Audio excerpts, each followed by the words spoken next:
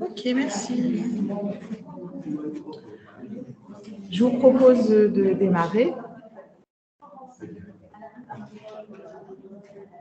Bon, bonjour à toutes. On va démarrer. Donc, cet après-midi, c'est une séance un petit peu plus courte que les fois précédentes. On va faire un point sur la formation des IPA, le DE, diplôme d'État d'IPA à l'Université de Normandie, donc celle dont laquelle je dépends. Donc, c'est un PowerPoint qui a été réalisé par ma collègue et amie Valérie Lamousset, qui est chargée de l'enseignement, enfin, qui coordonne en fait la formation à l'Université de Rouen. Donc, je vais refaire un point de contexte là pour les collègues qui sont connectés sur Teams, qui n'ont pas forcément assisté aux présentations précédentes. Donc, l'IPA, c'est un nouveau métier, nouvelle compétence issue du métier socle d'infirmière, donc c'est très important. L'IPA a acquis de nouvelles compétences, notamment issues du champ médical, compétences cliniques, pour leur permettre de suivre de façon autonome et en relais des consultations médicales les patients qui leur sont confiés justement par les médecins, au sein de mentions bien spécifiques et donc de pathologies bien spécifiques. 5 mentions actuellement: pathologie chronique stabilisée, la mention oncologie, hémato-oncologie, néphrologie, transplantation rénale et dialyse, la mention psychiatrie santé mentale et la mention urgence. Probablement, d'autres mentions viendront compléter ce panel-là, mais pour le moment, on est là-dessus. Donc, on avait donc mardi, on a fait une présentation un peu générale de l'évolution dans le monde de la pratique avancée et l'évolution législative aussi en France. J'ai expliqué rapidement la formation avec le contenu des formations, les UE spécifiques, et puis j'ai montré mon exemple qui est un exemple d'exercice, sachant qu'il y a autant d'exercices IPA qu'il y a en fait d'IPA en activité. Hier, on a fait un topo sur les freins et les leviers de l'implantation d'IPA, parce que nouveaux professionnels, nouvelles compétences, forcément, ça crée des petits points de crispation quand on introduit de nouvelles compétences.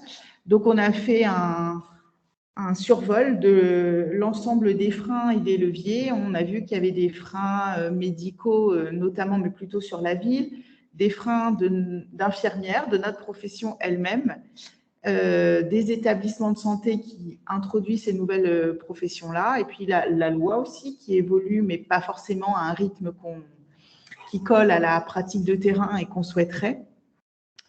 Et puis, on a vu et puis aussi, oui, la valorisation de cette activité-là qui est un peu décevante jusqu'à présent. Et puis, on a vu quelques leviers et notamment tout un panel de recommandations issues de la bibliographie pour aider justement à l'implantation réussie des IPA dans les milieux cliniques. Donc, si on fait un focus sur la formation IPA en Normandie, on va faire un point sur l'état des lieux, donc des étudiants qui ont été formés et une répartition sur le territoire. La formation en tant que telle, alors on ne va pas rentrer dans le détail des UE puisqu'on l'a déjà fait, mais plutôt comment elle se passe en termes d'organisation et de temps, et les enjeux qui sous-tendent.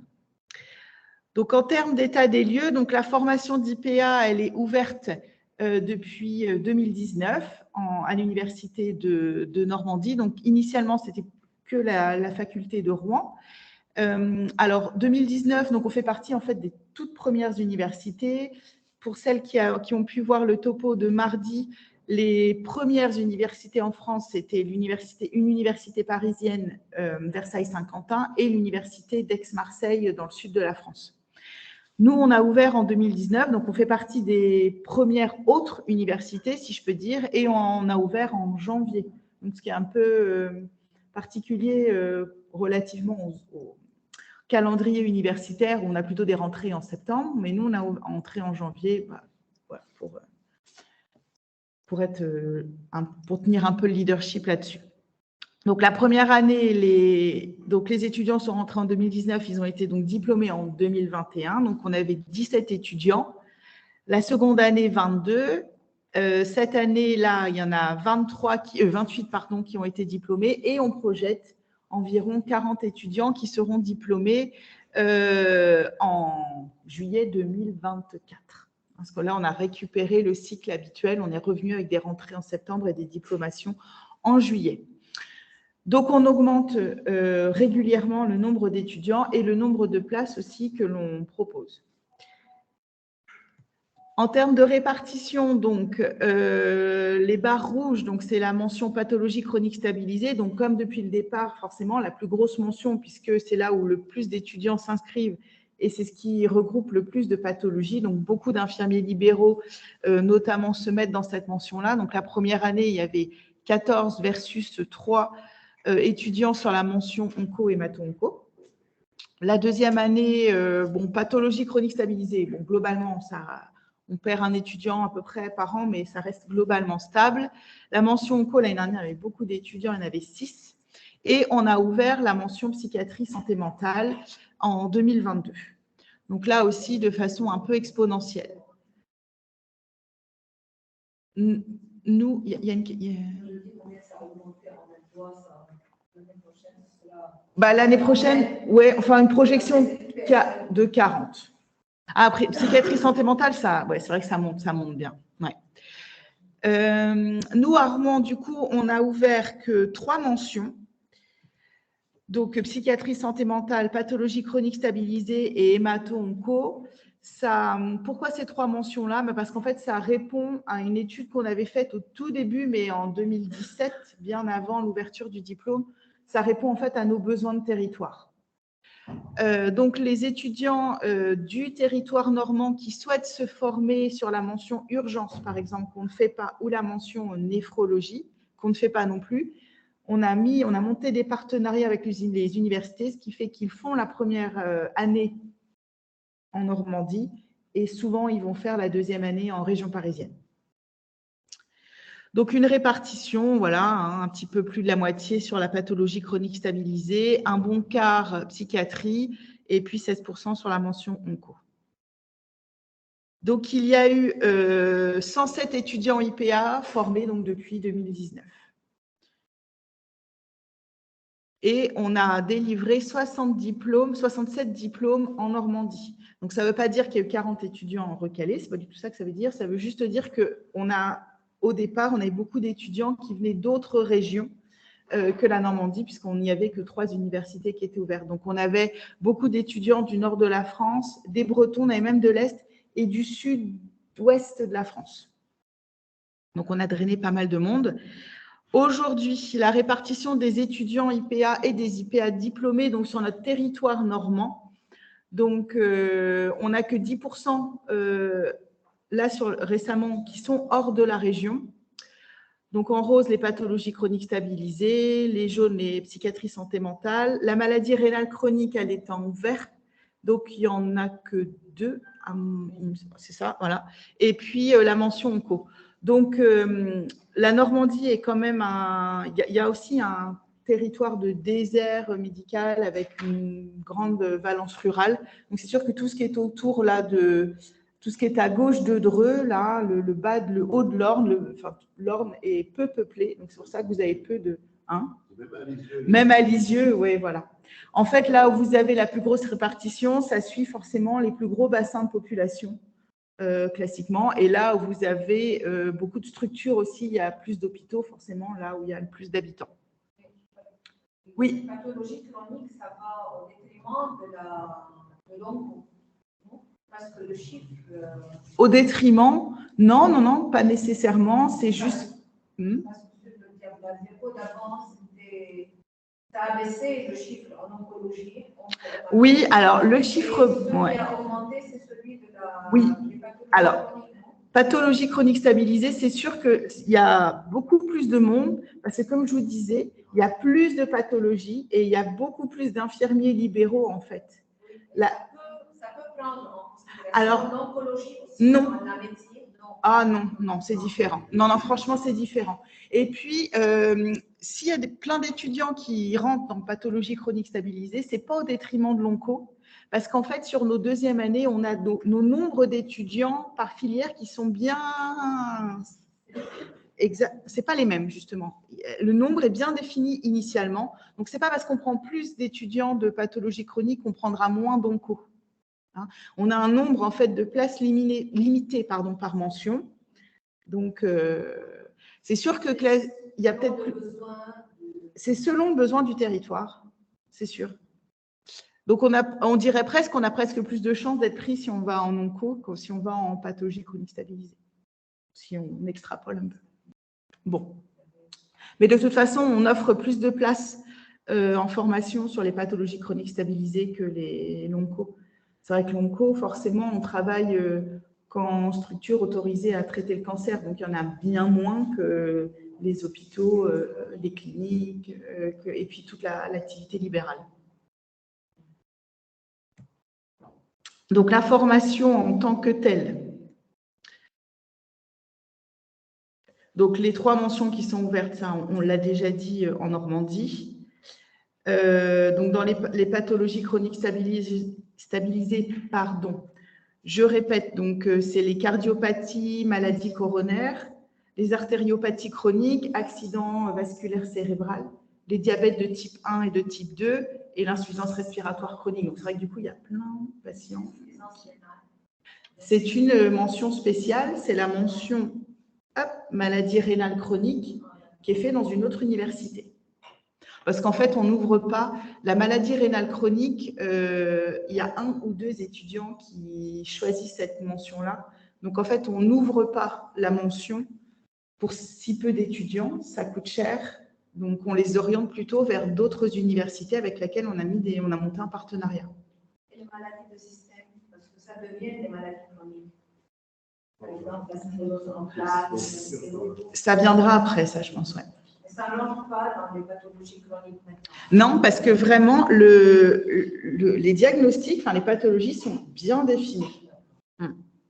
Mais ça, comme je disais, ça répond vraiment en fait, à un besoin de territoire. Quand on avait vu toutes les maladies non transmissibles, la prévalence, en fait, le développement de la pratique avancée, c'est vraiment focalisé sur les maladies les plus courantes pour justement que ça réponde au maximum de patients. Donc, la formation IPA, donc, on le redit, c'est 2 ans. Donc, c'est grade Master 2. Et donc, vous avez votre diplôme, votre Master 2, et vous avez le diplôme d'État. Il y a les 2. Donc, 2 mois de stage en M1 et 4 mois de stage en M2. Donc, les stages, on avait dit, la première année pour les infirmières hospitalières, elles vont plutôt en médecine de ville. Et pour les infirmières libérales, elles vont plutôt à l'hôpital pour justement voir un autre mode d'exercice. Et en deuxième année, sur la spécialité, c'est 4 mois de stage. Donc ça, je redis aussi, les stages se font en dehors de l'établissement d'origine des étudiants pour que justement, ils se trouvent vraiment en position d'apprenant, d'étudiant et pas comme un professionnel en fait qui est dans son univers et dans sa structure. Donc, différents types de cours, donc les cours magistraux, les travaux dirigés, il y a beaucoup de simulations et plus on a en expérience de la formation, plus on fait de simulations et on fait appel à des acteurs qui jouent les patients. C'est bien plus réel que quand c'est un soignant qui joue le patient. Des projets tutorés aussi en fonction des thématiques. L'enseignement est de plus en plus numérique, donc avec des classes virtuelles, et beaucoup d'e-learning aussi, et un suivi pédagogique forcément adapté à chaque étudiant. Donc, on a globalement un temps théorique de formation et un temps pratique de stage assez équivalent, et vous avez vu que du coup, les étudiants retournent sur leur emploi, dans leur fonction habituelle quand ils ne sont pas en cours. En tout cas, c'est le choix qui a été fait à l'Université de Rouen. En termes de calendrier, donc là, sur la première année, donc là, c'était l'année qui est en cours. Donc, vous voyez, ils ont 1 semaine de cours par mois avec la distinction entre le présentiel et le distanciel. Donc ça, c'est quand vous voyez distanciel, c'est vraiment les cours qui sont donnés en classe virtuelle ou en e-learning.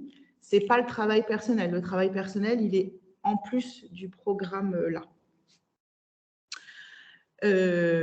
Voilà. Avez-vous des questions là jusqu'à présent? Non, ça va. La majorité est en présentiel quand même. Ouais.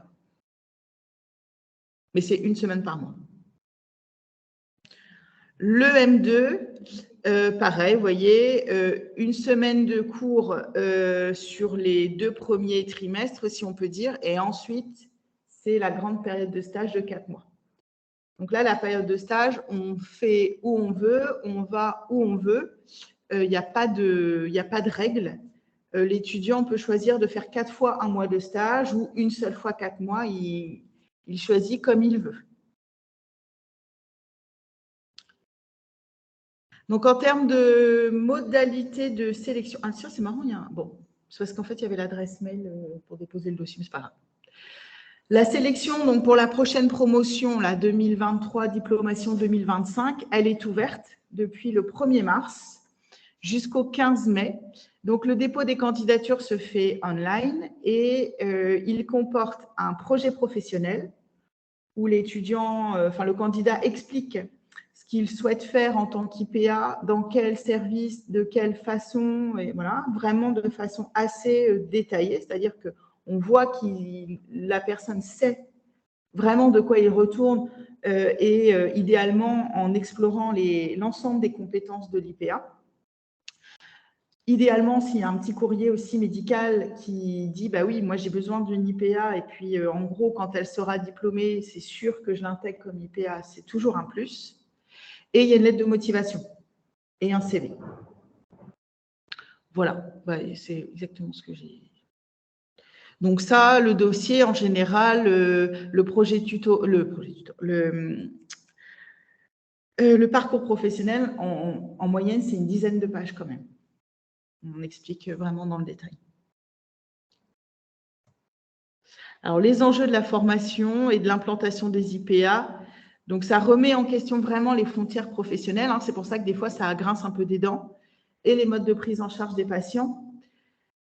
On l'a vu hier, un manque de clarté du rôle, des obstacles réglementaires. Donc, on essaye de monter au fur et à mesure, mais bon, parce que ça freine un peu notre activité au quotidien. Des fois, il y a des inepties et on passe à côté.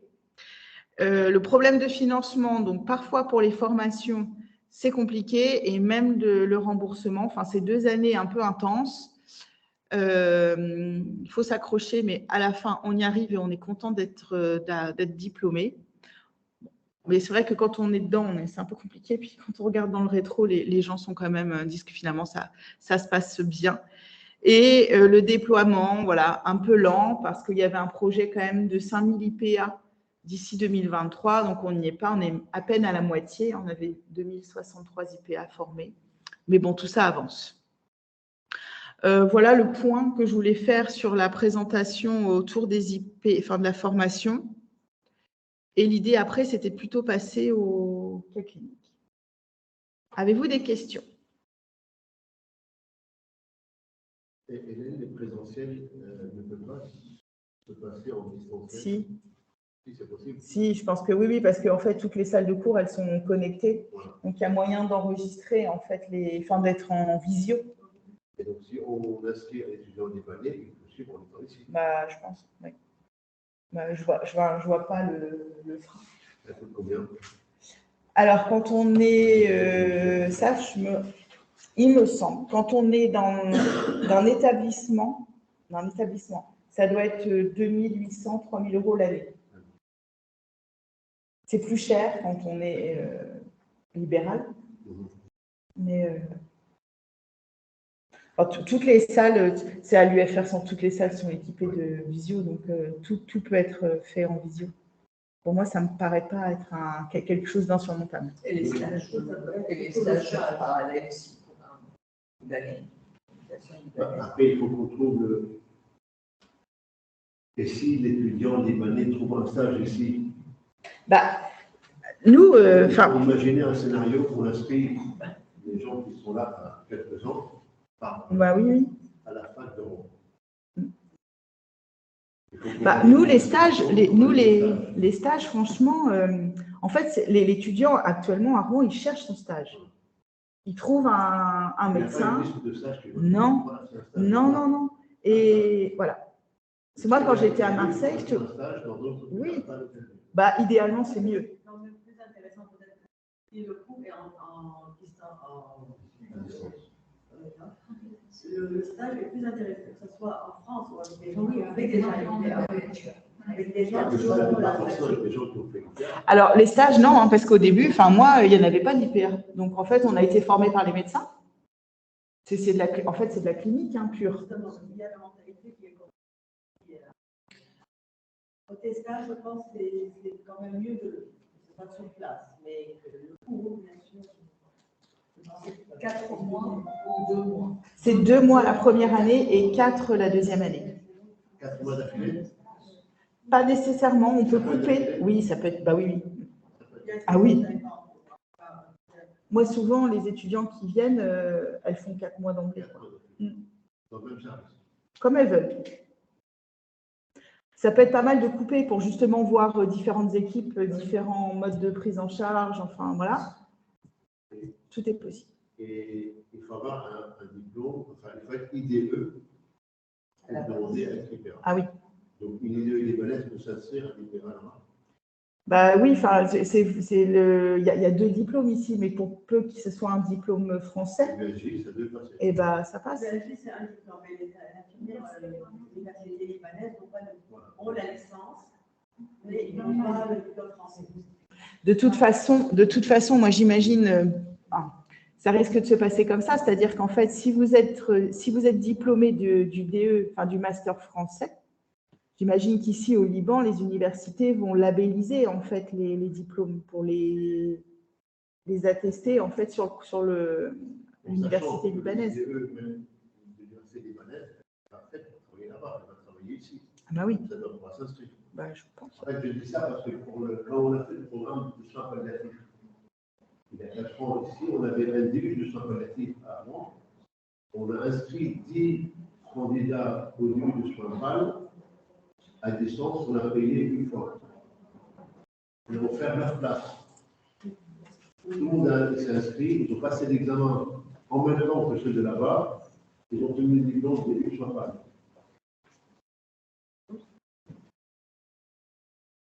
Donc la fac, si elle veut. Puis je pense qu'il faut considérer que c'est en plus. Il y a au moins une inscription payante et les autres pour faire. Parce qu'en plus, enfin, je pense qu'ils peuvent faire ça en sus. En fait, ils ont leur quota et. Bah oui. Je ne rien dire, je veux, il fait. C'est possible, oui. Donc ça vous dit, il y aura des candidats. Non, mais c'est voilà, c'est pour ça qu'on est là. En fait. C'est envisageable. Voilà. C'est envisageable si on a la. Il faut qu'on a la suite de tout ce qu'on fait, c'est ça en fait. Je pense que l'université libanaise, elles peuvent, c'est ce qui vient. Elles vont exercer ici. Oui, c'est ça. Je pense que les universités ici labelliseront en fait le diplôme français dans le contexte libanais. Les stages. Après, il faut prendre en charge le stage là-bas. Il faut qu'elle soit. Il faut payer l'avion, il faut le logement. Oui, bien sûr. Parce que ici, on va ça va être un stage payé. Elle continuera à être payée par son établissement. Vous êtes payé pendant. Oui, moi je gardais mon salaire. Le salaire de l'hôpital, il ne bouge pas. C'est les choses salariés de ce hôpital. Le salaire de l'hôpital ici ne le prend pas à l'aéroport. Oui, mais. Il faut aller à l'aéroport et revenir. Non, mais elle ne peut pas aller et revenir. Sans venir,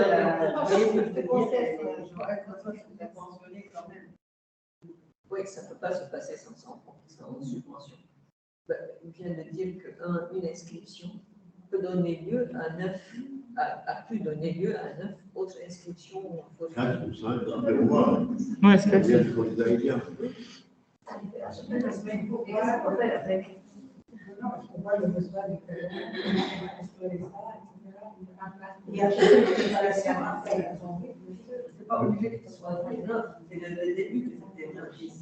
Ça ne sera pas ça finit Enfin, nous, en fonction du besoin. Le début, c'est notre position.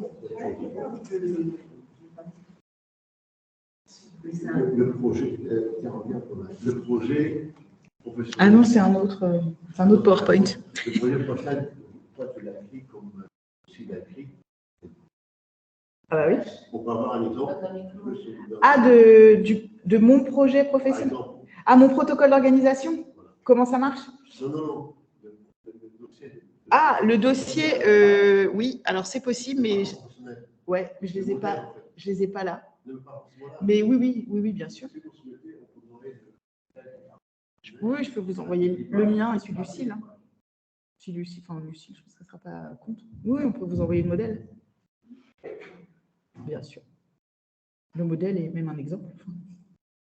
Tout ça pour dire que quand il y a eu le 14 d'explosion du 4 août, l'université de Rouen, les étudiants libanais qui étaient à l'université de Rouen n'ont pas payé de scolarité cette année-là. Le président de l'université a dit les Libanais ne paieront pas de scolarité cette année-là. Vous voyez? On peut faire des choses. Ils sont très positifs envers. Moi qui ai appelé le président, j'ai dit moi, mon faute, ça vous a dit. Voilà.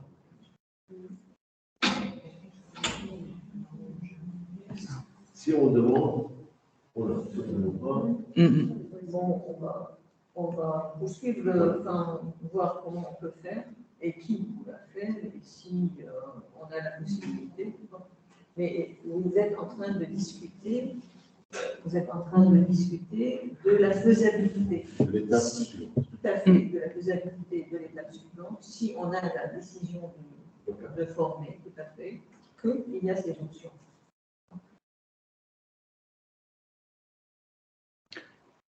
Est-ce qu'on se lance dans les cas cliniques? Bon. Alors, du coup, j'ai pris deux situations de deux patientes, des situations de vie réelle. Hein. C'est des vraies histoires. Il y a juste les noms qui ont changé. Alors, Madame O, elle a 72 ans. Elle a un adénocarcinome du rectum, compliqué dès le départ, de lésions secondaires hépatiques synchrones avec prise en charge initiale en 2015, avec chirurgie de la tumeur primitive. C'est une tumeur qui est RAS mutée, RER négatif et BRAF non mutée. Ensuite, elle a eu une chirurgie de ses lésions secondaires hépatiques en 2016 avec chimiothérapie périopératoire, puis reprise évolutive au niveau hépatique, pulmonaire et locorégional. Elle a eu une nouvelle chimiothérapie par FOLFIRI plus bevacizumab. En 2021, on remet en évidence une évolution lente au niveau présacré, responsable d'une symptomatologie douloureuse notamment, nécessitant l'introduction de morphinique avec stabilité par ailleurs de la maladie. La patiente a été irradiée, donc 5 × 5 grès sur la récidive présacrée. Poursuite de la chimiothérapie par Folfox plus bevacizumab, et à nouveau, chirurgie lourde refusée par la patiente. Ça, c'était carrément la pelvectomie, donc elle a dit non. Poursuite à nouveau de la progression au niveau hépatique et pulmonaire, et on a une nouvelle ligne par LONSURF, donc le TAS-102. Elle a fait son premier cycle, et on la voit pour débuter le deuxième. Vous connaissez un peu le LONSURF ou pas? Non. Le LONSURF, c'est donc une thérapie trifluridine tipiracile. Donc, vous avez un cycle de 28 jours et on prend le médicament du lundi au vendredi, une première semaine. La deuxième semaine, pareil, du lundi au vendredi. Ensuite, on a 2 semaines de pause. D'accord? Donc, c'est vrai que c'est des traitements de Xème ligne pour les patients atteints de cancer du côlon métastatique.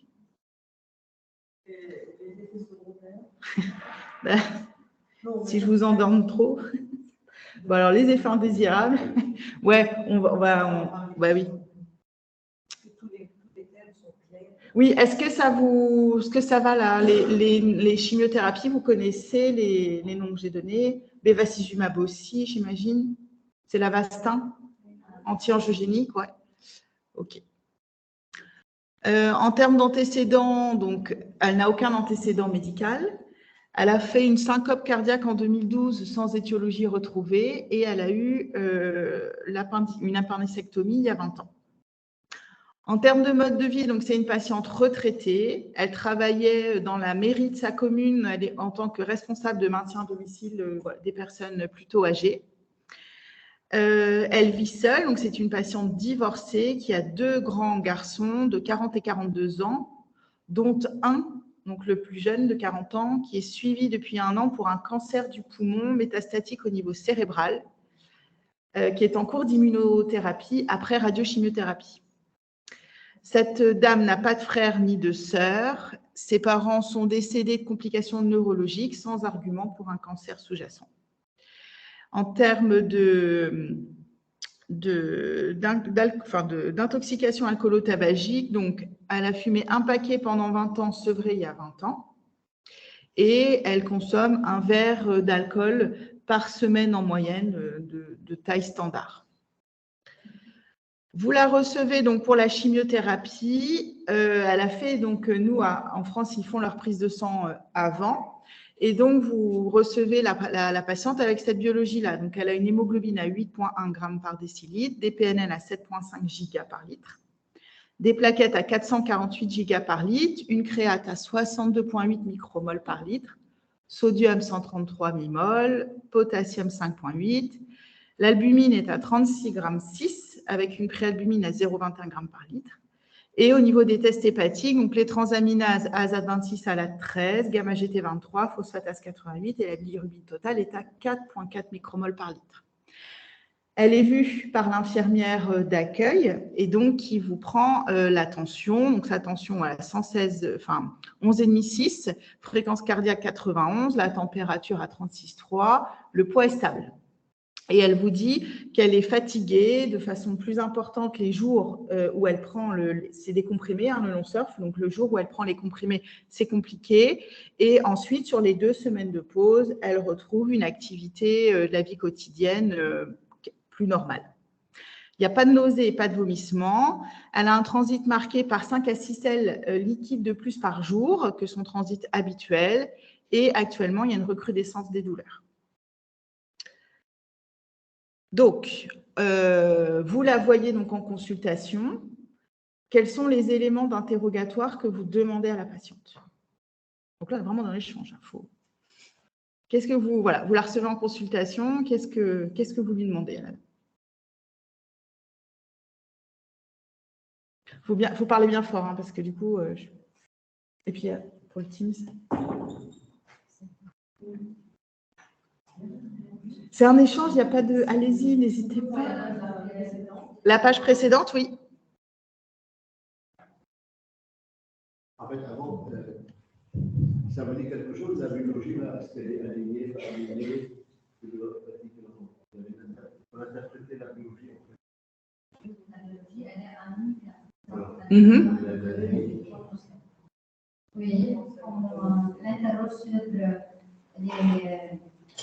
l'apport hydrique qui se fait des diarrhées 5 à 6 fois de sel quotidien par jour, s'il y a une perte pondérale, s'il y a un tableau de son de fièvre, par exemple, aussi, il y a un tableau de déshydratation, de fièvre. S'il y a du sang dans les selles, oui.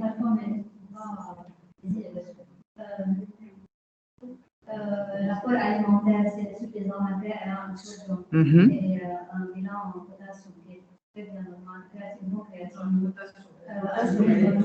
potassium un peu élevé. Il y a quelqu'un qui avait levé la main. Sa créatinine est normale, mais la diarrhée, c'est dû probablement au protocole folfirinox.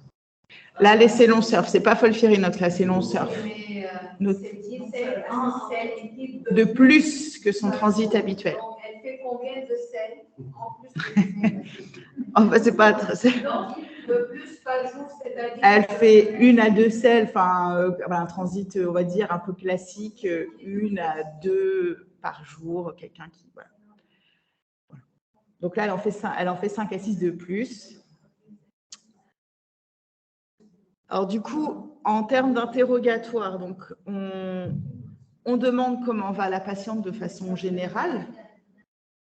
De façon générale, on essaye d'évaluer du coup son niveau d'activité et du coup le statut OMS, ça vous parle ça, le statut OMS? OMS 0, 1, 2, 3, 4. Alors en fait, on évalue par le niveau d'activité justement le temps que le patient passe au fauteuil ou au lit. Ça vous donne un reflet du coup ouais, exactement. Donc là, une patiente qui est fatiguée, les jours de chimiothérapie, qui récupère quand même par la suite, moi, je la classerais en 1. Elle n'est pas tout à fait 0 parce qu'elle est quand même malade et voilà, mais moi, je la mettrais. 0, c'est nous, voilà, pas malade. 5, il est. 2, c'est lui qui n'est pas dû de 50% de son temps à voilà. Parce qu'il est fatigué. Donc, globalement, en France, OMS 2 et plus, ce malade ne pourra pas supporter le traitement en cours. Donc, un malade qui est OMS 2, pas chez nous aujourd'hui. C'est au moment de la. Alors, ouais. Donc, c'est sûr qu'au décours, quand ils prennent leur traitement, ils peuvent être altérés sur l'état général et avoir un score OMS un peu plus élevé. Et quand vous les voyez, ils récupèrent, donc ils sont mieux, c'est sûr. Même le chimio oral, OMS 3, c'est nous. Oui. Tout traitement en cours, OMS 2 et plus, oui. Il ne va pas le supporter. C'est les médecins qui décident ou c'est la loi qui décide? Ah non, c'est les recos. C'est les recos. C'est tout le monde, ouais. J'entends pas. Il y a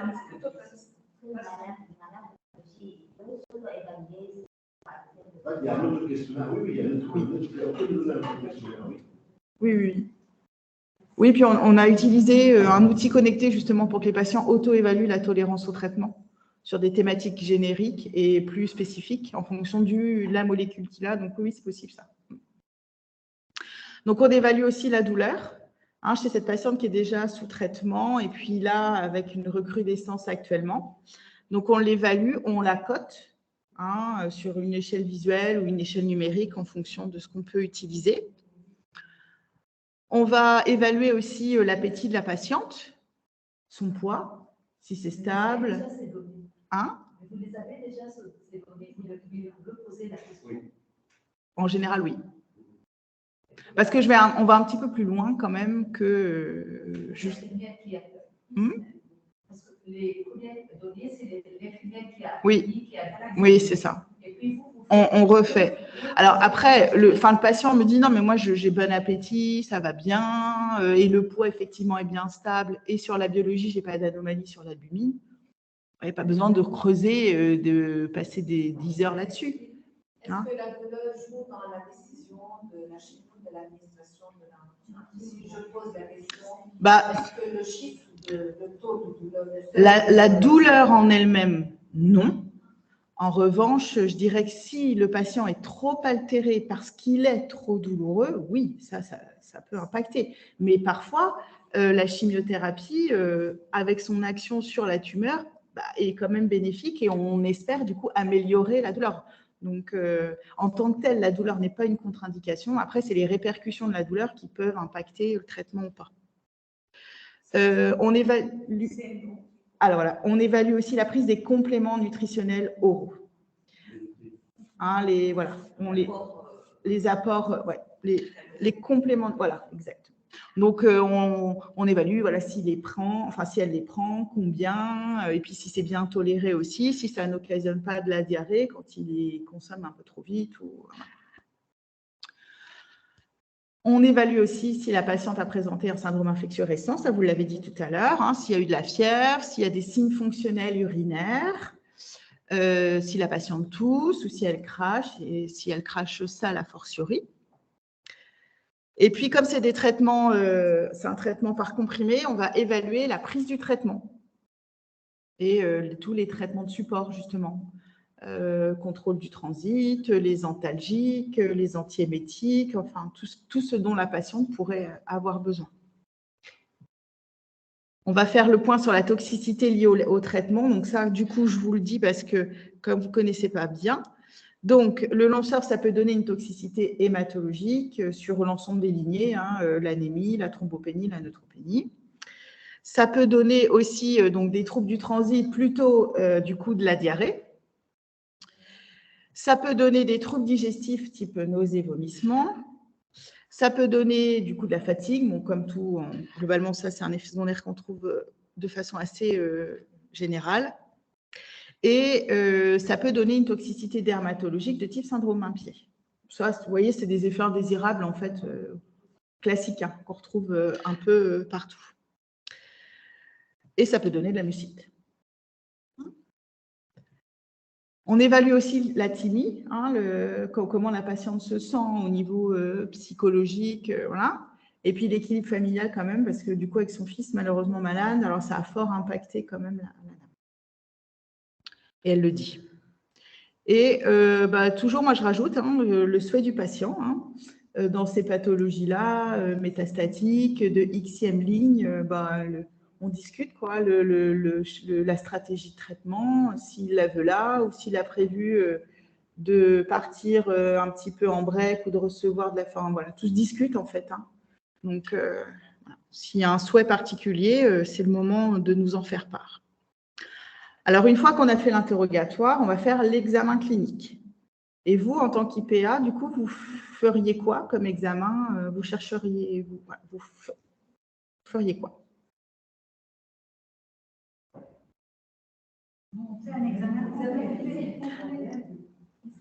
Est-ce qu'il y a besoin de faire un examen complet? Voilà. On fait un examen clinique ciblé en fonction de la pathologie. D'abord, on va se baser sur les données qui sont subjectives pour ce qu'il y a comme données et on passe à l'examen. Donc, on doit d'abord se baser sur la récoltée, données. Absolument. Donc, est-ce que vous feriez un examen cardio-respiratoire?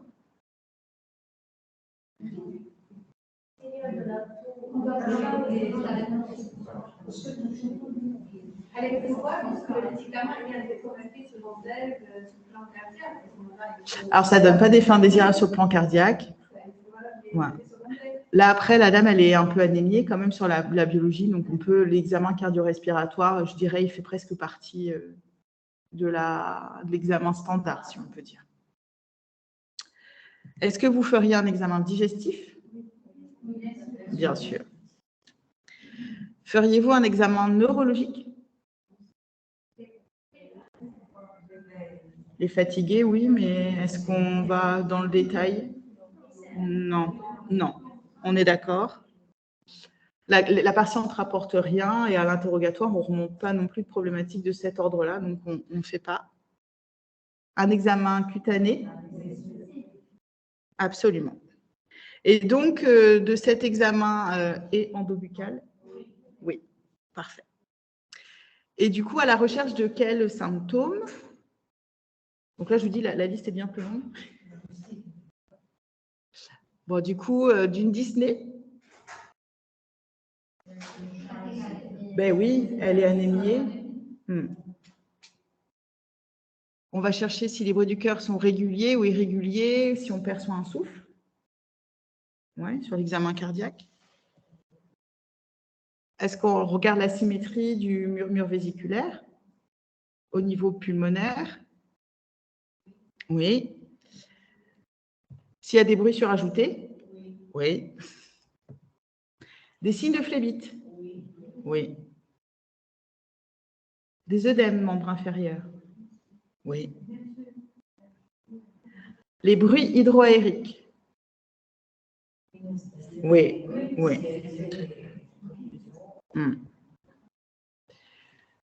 Si on reproduit une douleur à la palpation abdominale? Oui. S'il y a un ictère? Oui. Une hépatomégalie? Voilà. Pas forcément. Plus, enfin, la dame, elle a des tests hépatiques qui sont normaux. Bon, faudrait, je pense pas. Oui. Bah oui. Une éruption cutanée. Oui. Le syndrome main-pied. Oui. Et quand vous observez le syndrome main-pied, donc ça qu'on rencontre quand même fréquemment dans nos molécules, est-ce que vous les gradez? Grade 1, comme on a dit tout à l'heure pour l'OMS. Vous connaissez ça? Alors, vous avez sur Internet, et en plus c'est la FFCD qui a fait ça, donc c'est l'oncodige. Vous trouvez sur Internet, vous tapez Google et vous tapez CTCAE FFCD. Donc CTCAE, c'est Critical Terminology of Adverse Events, je crois, c'est ça. Donc en fait, vous avez tous les effets indésirables. Donc il y en a des pages et des pages, c'est en français, c'est francophone.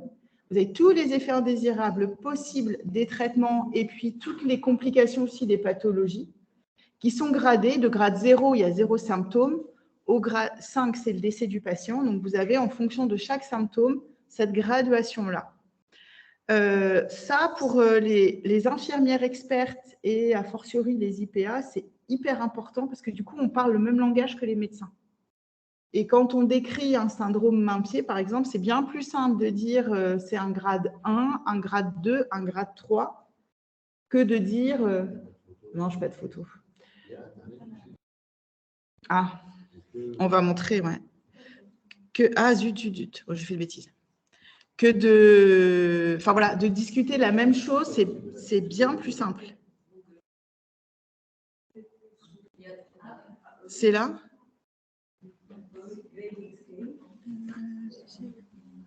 La FFCD, c'est la Fédération française de cancérologie digestive. Du coup, ils ne vont pas avoir sur Teams. On va faire share screen.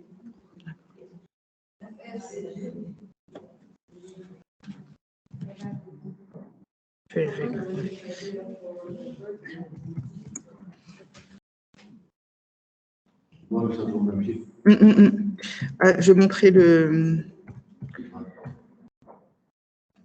Du coup, elles ont pas. Oui, vous pouvez ouvrir la page que vous voulez pour que je puisse. Ah, ok, parfait. Donc, je vais faire ça et je vais rajouter une autre.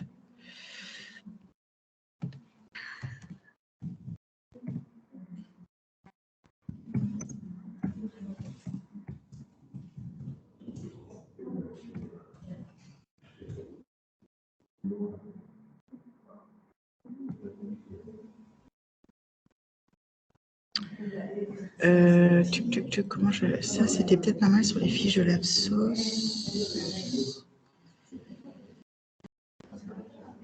Est-ce qu'ils ont mis des photos? Ouais, c'est pas mal.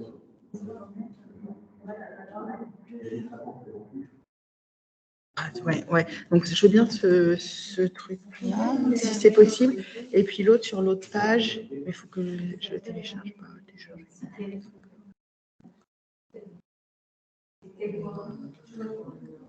Est-ce que vous connaissez l'AFSOS?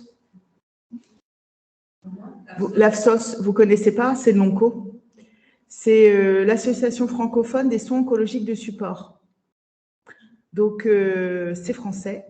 Vous avez un site internet qui est extrêmement bien fait pour tous les effets indésirables. Il y a les définitions et les prises en charge en fonction des grades. Par exemple, une mucite, un grade, on va conseiller aux patients les bains de bouche bicarbonatés, le lavage de dents, d'éviter les choses épicées, nanana. Et puis, si on a un grade 1, par exemple, on peut faire des bains de bouche renforcés et puis il vous donne ce qu'il faut mettre dedans en plus. Enfin, c'est vraiment très, très bien fait pour quasiment tous les effets indésirables. Il y a une fiche. C'est un PowerPoint qu'on peut télécharger. On retrouve toutes les données. Donc ça, pour les collègues de l'onco, c'est bien. AFSOS, AFSOS. Les soins de support en cancérologie, oui. Soins oncologiques de support, SOS.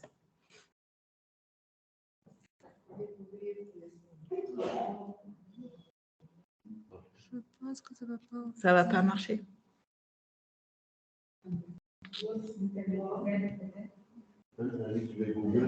C'est ce qu'on a fait. C'est ce qu'on a fait. Bon, j'ai trouvé sur le site de la source, il y a toutes les images. لا بس حتى ما راح يبين لما نعمل داونلود للشيت هيبين هون مش بيج هيك حيلا. Bon. Alors, du coup, vous allez sur la FFCD, vous tapez FFCD, CTCAE, et vous avez tous les effets indésirables en français. Et du coup, tout est gradé. Donc, c'est simple.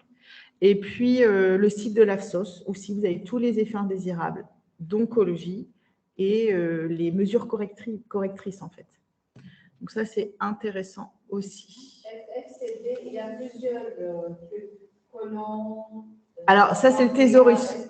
Ouais, ça, c'est le thésaurus. Non, il faut taper FFCD plus CTCAE. CTCAE. Voilà. Non, il faut mettre un petit plus entre deux. FFCD plus CTCAE. Voilà. C'est ça. Voilà. Voilà. Et là, il y a une centaine de pages à peu près. Et vous faites CTRL F et vous cherchez votre... FFCD plus CTCAE. On a tout animé. C'est un peu compliqué sur Teams.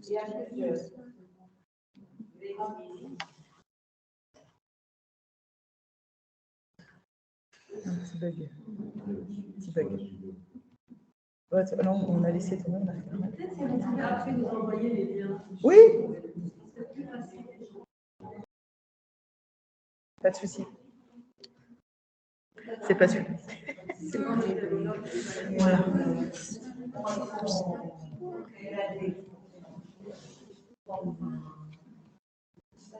Tout le monde a pu avoir ça sur son téléphone.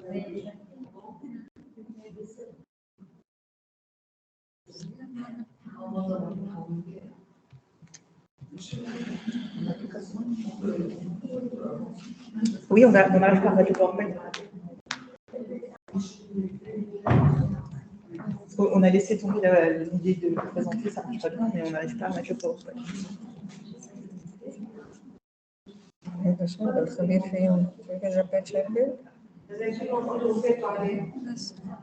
Tu vas avancer.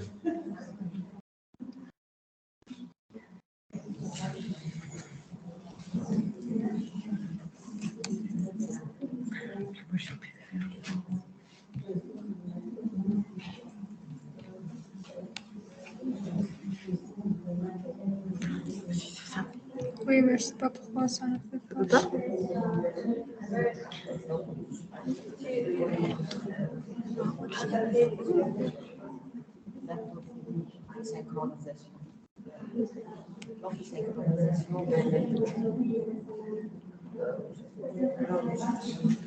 En fait, je pense que sur Teams, ça marche. C'est juste qu'on n'arrive pas à mettre sur le...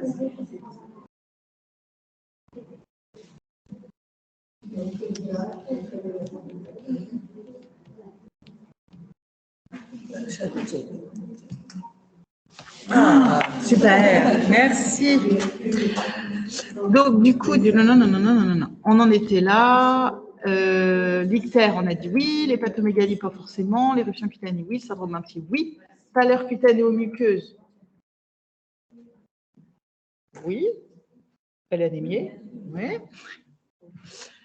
Les bulles hémorragiques, les plaquettes, elles étaient normales, donc non. La mucite, oui. Alors, au décours de l'examen, si on résume, la patiente présente donc une fatigue plus importante qu'habituellement, une pâleur cutanéo-muqueuse, une dyspnée à l'effort. Il n'y a pas de douleur thoracique. On est en intercure, oui. Ah oui, elle a déjà eu un cycle. C'est pour renouveler le deuxième cycle. Elle vient pour redémarrer un cycle. Donc, elle présente une douleur abdominale plus intense côté 6 sur 10 avec 2 à 3 pics paroxystiques par jour qu'elle cote à 8, qui impacte sa qualité de vie et son sommeil. La patiente, elle est actuellement sous tramadol LP 100 x 2 et elle prend 3 à 4 interdoses de tramadol 50. Elle ne prend quasiment pas de paracétamol. Elle ne veut pas prendre d'autres antalgiques. Elle est inquiète concernant les potentiels effets indésirables des traitements. Elle a une thymie triste. Elle est inquiète pour elle et pour son fils. Et donc, sur ce traitement qui se prend en comprimé, elle a donc une prise de traitement aléatoire avec 4 oublis de prise. Donc, là, je vous ai remis la biologie. Je fais un petit copier. Et du coup, pensez-vous que la biologie de la patiente est sans particularité?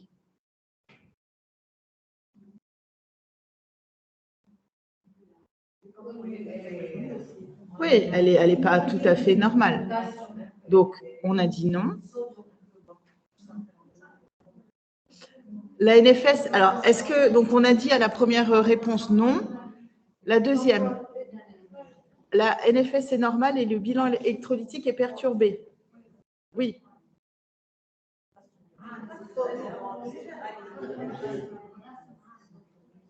Donc, la deuxième, on dit non. La NFS, elle n'est pas normale. Et le bilan électrolytique n'est pas tout à fait normal. Et la troisième réponse, la NFS est anormale, le bilan électrolytique est perturbé. On est là, oui, on est d'accord. On est d'accord.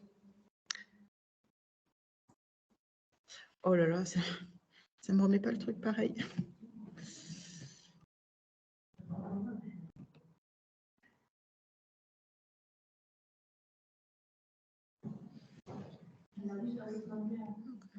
Ok, merci. Ensuite, la patiente présente une anémie. Oui. La patiente présente une hypokaliémie. Non. La patiente présente une hyperkaliémie. Oui. Le taux de créatinine est anormal. Non. La patiente présente une cytolyse. Non. Les transats sont normales.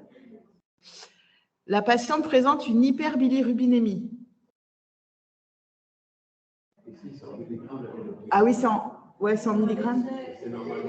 4,4, c'est normal. 4,4, c'est normal. Et le bilan hépatique est normal? Oui. Le bilan hépatique est normal. Ensuite, donc, quelles seraient vos actions en tant qu'IPA? Donc là, c'est pareil, j'ai listé, on va dire si c'est oui ou non. Donc, concernant la biologie pré-chimio, est-ce qu'elle est compatible pour redémarrer un nouveau cycle de traitement actuellement?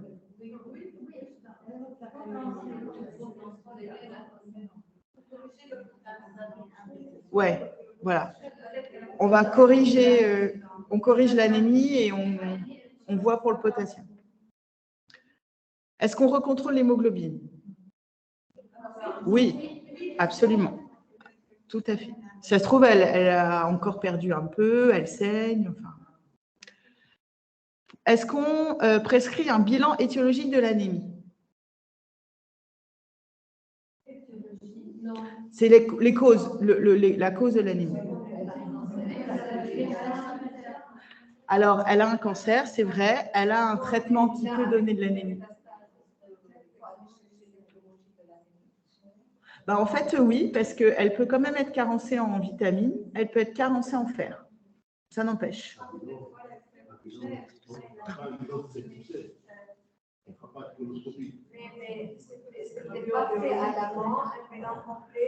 Bah, quand il n'y a pas de problème d'anémie, en fait, on ne recherche pas forcément, on ne fait pas tout un bilan au départ. On le fait quand il y a le premier problème, en fait. Parce que là, on transfuse, pour corriger rapidement, pour améliorer la tolérance. Oui, mais c'est pas... Voilà. Mais en fait, c'est bien de savoir parce qu'après, on corrige la carence et puis ça ne se reproduit normalement pas. Donc, l'IPA est compétent, oui, pour prescrire un bilan étiologique de l'anémie. Est-ce qu'on prélève des hémocultures, ECBU, CRP? Peut-être. Ouais, bah, Après, c'est en fonction de l'interrogatoire et de l'examen clinique. Une patiente apyrétique qui ne tousse pas, qui ne crache pas, qui n'a pas de symptômes, on ne fait pas. Est-ce qu'on prescrit un culot? Oui. Après le recontrôle de l'hémoglobine. Est-ce qu'on transfuse en hôpital de jour le jour même? Oui, idéalement. Est-ce qu'on prescrit un concentré plaquettaire? Non. Est-ce qu'on introduit des GCSF, des facteurs de croissance de la lignée blanche? Non, c'était normal. Ouais, la biologie était normale. Est-ce qu'on recharge en potassium? Est-ce qu'on fait un avis diététique? Oui.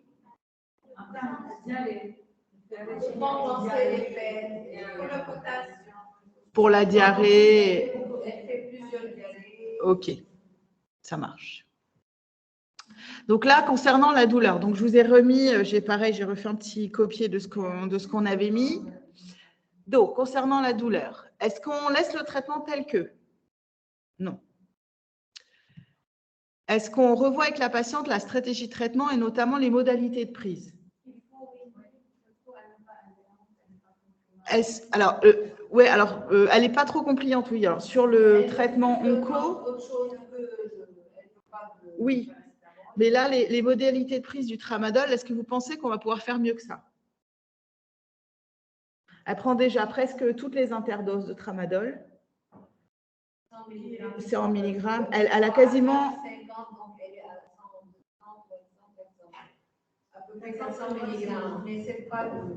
Elle est quasiment à la dose maxi. Hein. Donc, on ne va pas trop pouvoir jouer là-dessus. Puis, elle a quand même une N à 6 avec des pics à 8. Enfin, elle a quand même une douleur importante.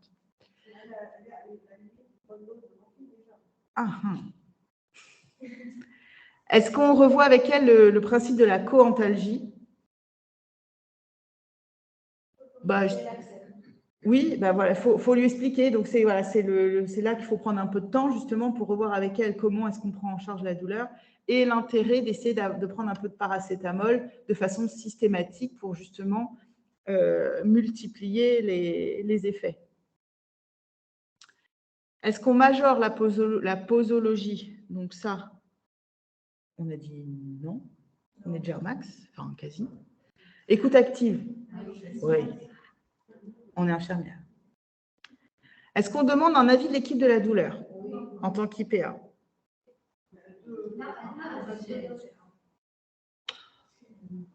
Elle pourrait, pourquoi pas, mais enfin là, elle peut essayer quand même de gérer seule, sachant que le patient, quand on met en place, voilà, quand on rechange un peu la stratégie de la douleur, il ne part pas un mois ou 2 semaines tout seul. Hein. On peut faire des évaluations par téléphone, voire assez rapidement. Hein.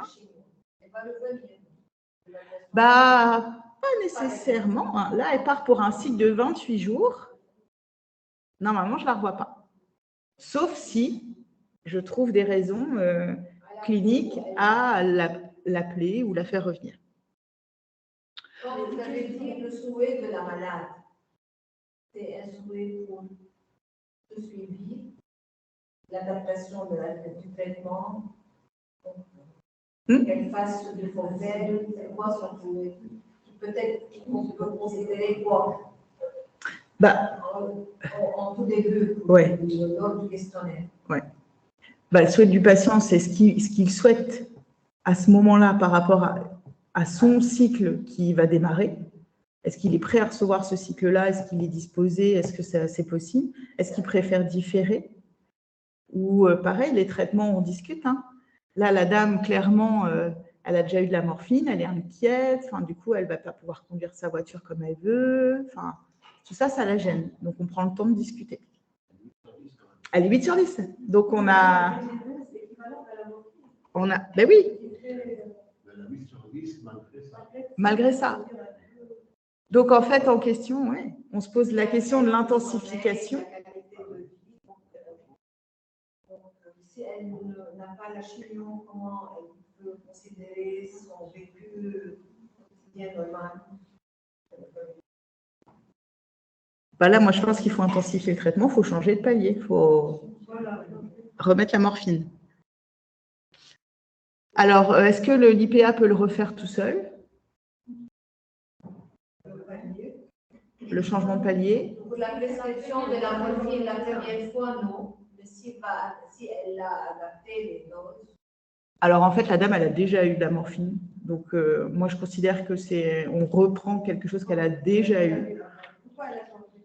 Parce qu'elle avait moins de douleur, ça avait été irradié, ça allait mieux. Après, on essaye toujours de trouver la plus petite dose efficace, en fait. Hein. Donc, on ne les laisse pas sous morphine si tout va bien et qu'ils ont moins de douleur. On essaye de baisser, d'arrêter.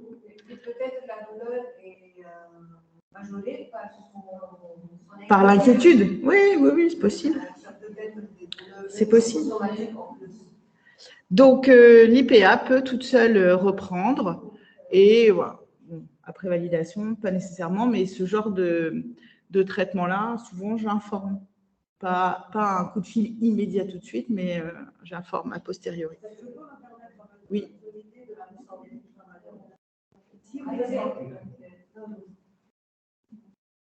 Si elle était sous morphine avant.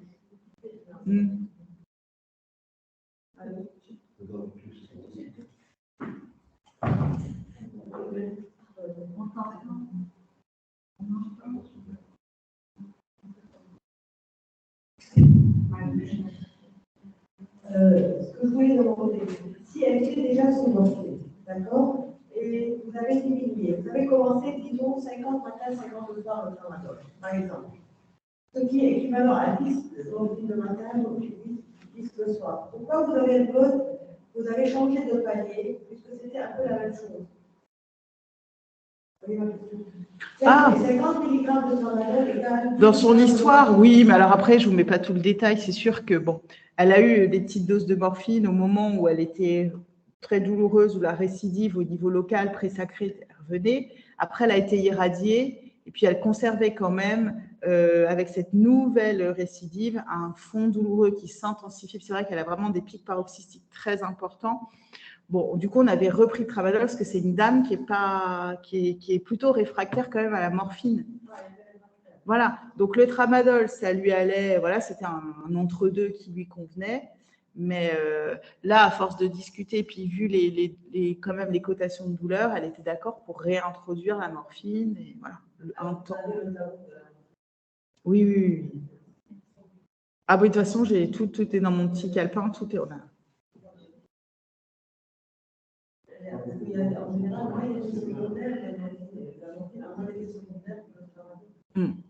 Et est-ce qu'on voit aussi d'autres modalités de prise en charge de la douleur?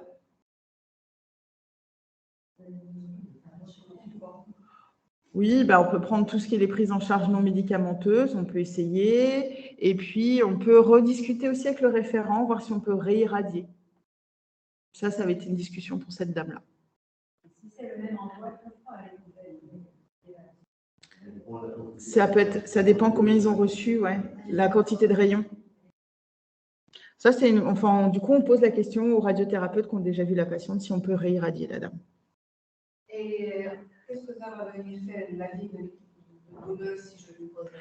Alors, l'équipe de la douleur, nous, on aime bien quand même les introduire. Donc là, moi, honnêtement, là, je ne l'aurais peut-être pas fait tout de suite. Parce que voilà, c'est une dame qui connaît bien le système, elle nous connaît bien, on essaye et on voit comment ça se passe. C'est un traitement qu'elle a déjà eu. On aime bien les faire intervenir quand même dans la prise en charge pour pas qu'ils arrivent au moment où il y a vraiment une crise algique douloureuse. On aime bien anticiper un peu la prise en charge. Nous, l'équipe de la douleur, c'est l'équipe des soins palliatifs.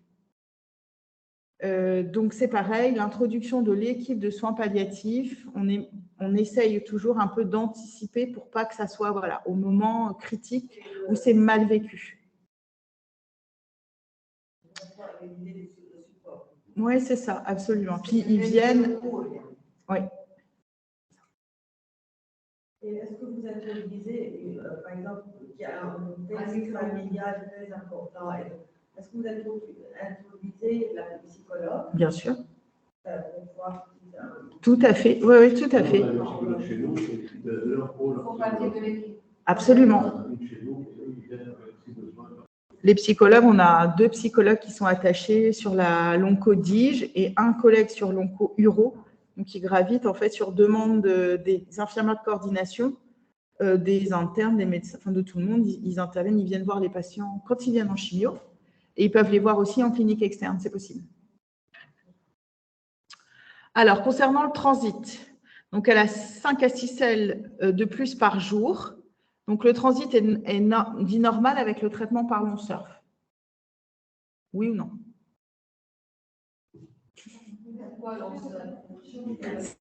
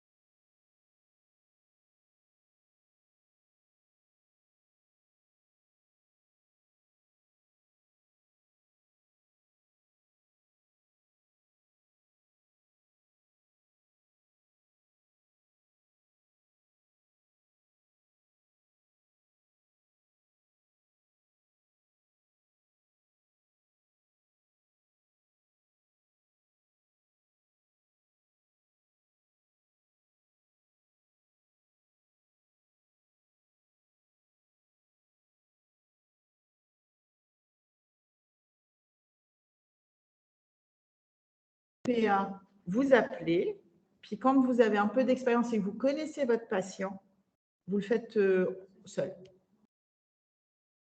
Parce que vous avez dit la première prescription. Oui, mais ça c'est oui. Mais là, j'ai pas dit prescrire, j'ai dit faire le point.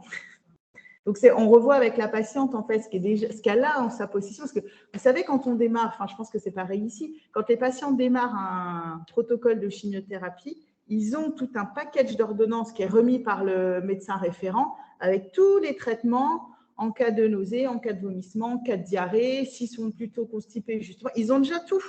Donc la première prescription, elle est déjà là. La première prescription, elle est déjà là. Là, on est en train de faire le point sur est-ce qu'elle prend les traitements, qu'est-ce qu'elle prend, est-ce qu'elle prend bien tout. Enfin, voilà. Absolument. On voit la tolérance au traitement. Si ça se trouve, la dame, elle a la diarrhée parce qu'elle ne prend pas les médicaments. Donc, je ne dis pas, là, je ne suis pas en train de réintroduire. Mais... Par exemple. Enfin, il y a tout. Ou alors, elle a peut-être aussi un virus. Enfin, il y a tout. Donc, on fait le point et on voit ce qui se passe. peut-être. Voilà, ça vous… Quand on dit toxicité de grade 3 en médecine, que ce soit l'essai clinique ou pas, le traitement s'arrête. Sauf, on va, si on récupère grade 2, grade 1, parce que c'est sérieux. Grade 3, c'est lorsqu'on sait le sérieux. Dans les essais cliniques, grade 3, on stoppe l'essai. Si on peut reprendre si on arrive… voilà. Changer la politique. Par exemple. Voilà. Quand on a un grade 3, effectivement, on arrête et on peut reprendre si on corrige, si on revient à un grade 0 ou 1 max. Le fait d'avoir des grades, le fait de mettre des grades, c'est que tout le monde parle de nos grades. Exactement. Pas subjectif, c'est objectif. On pose des questions, on dit grade 3. Et là, elle me dit, moi, je dis la même chose. Si on va dire, peut-être un peu de dernier, je leur ai donné le soir, mais non, ils ne font pas. le dimanche, c'est pas clair. Alors, ce n'est pas subjectif, justement, parce qu'avec le CTCAE que je vous ai dit. Voilà. C'est pour ça qu'il faut toujours se référer à ça. C'est pour ça qu'on vous l'a donné, parce que c'est très utile, en fait. Et les médecins ici, c'est sûr, ils gradent les toxicités. Donc, vous parlez le même langage. Si vous avez des essais cliniques, il y a forcément des grades. Vous avez vraiment des grades dans les essais cliniques, le grade. Parfois, le C s'arrête. Mais allez sur Internet, franchement, sur Google, là, pour le syndrome main-pied, là, donc la capécitabine, le 5FU, le 5FU forcément, et puis toutes les TKI, on a souvent cet effet indésirable-là, et ben vous trouvez des photos du symptôme grade 1, 2, 3. Et ce qu'il faut faire. Hein? Ah non, mais là, c'est la… Non. Ah non, mais c'est la cata. Enfin… Nous, on a une patiente en commun avec le docteur Riachi qui a fait un énorme syndrome main-pied au niveau des pieds et des mains. C'est une dame qui ne pouvait plus se chausser, qui venait quand il faisait -4 à Rouen en claquette, quoi, parce qu'elle ne supportait pas les chaussures. La peau qui se décolle complètement sous les pieds et les mains. Bah nous, on a… Enfin, c'est compliqué, hein. Ah, ça passe pas, hein, ça passe pas si on corrige pas. Si on corrige pas et qu'on met pas les bonnes mesures en face, ça ne se corrige jamais. Si on continue le médicament, il y a pas ça, c'est sûr que ça restera.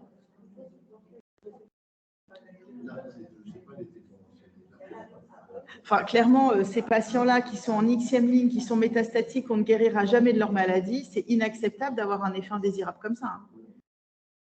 En termes de qualité de vie, c'est pas possible. Alors, sur la thymie, l'inquiétude de la patiente, est-ce que c'est une thymie qui est réactionnelle normale? Moi, je dirais oui.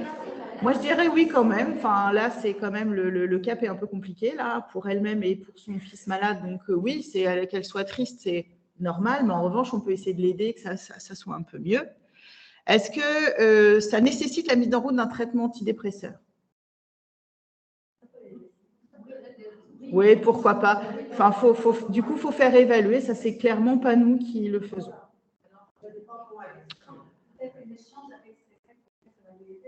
Peut-être. La situation nécessite la mise en route d'un traitement par alprazolam. Peut-être pas. Ah, j'ai mis les mots. C'est Xanax, anxiolytique.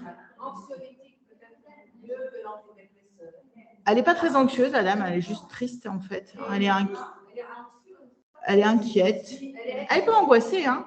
Elle est inquiète. Elle est triste. Elle dort mal parce que c'est la douleur, mais moi, je mettrais ça aussi en stand-by. Enfin, ce n'est pas urgent.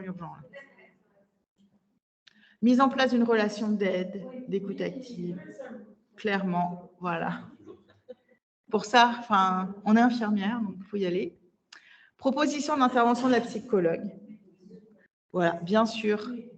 La sophrologue aussi, on a la chance d'avoir une sophrologue à l'hôpital de jour. Enfin, donc ça, oui. Ouais, c'est ça. Ouais, ça aide bien. Ça marche très bien, ça. Et est-ce qu'on la revoit justement plus précocement? Même si son cycle de traitement dit que normalement on la revoit que dans 28 jours, ben oui. Voilà.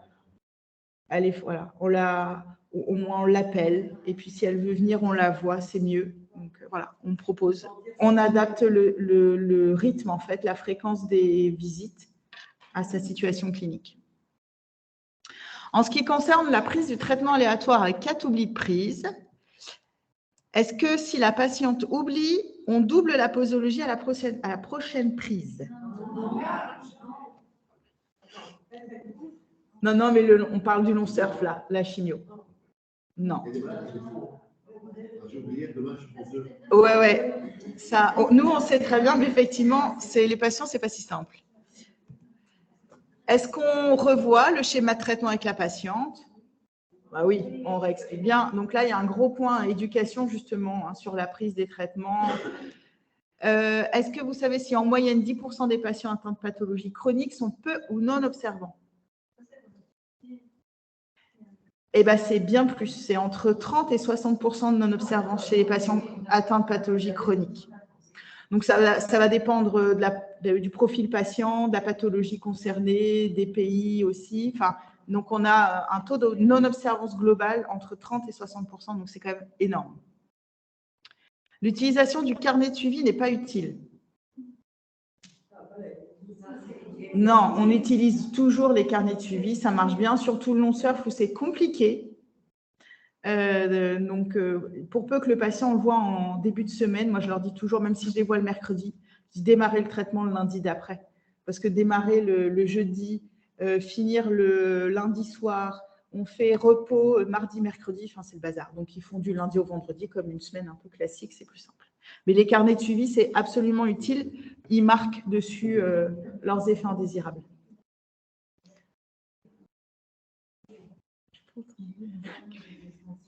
La stratégie de prise des médicaments est adaptée aux habitudes de la patiente. Bah oui, on enfonce une porte ouverte là. Oui, absolument, bien sûr. Bien sûr, exactement. On cherche ça. Absolument. Et en cas de mauvaise tolérance, une adaptation de dose de 20% n'est pas indiquée. Est-ce qu'on baisse, si la patiente tolère mal son traitement, est-ce qu'on peut baisser la dose?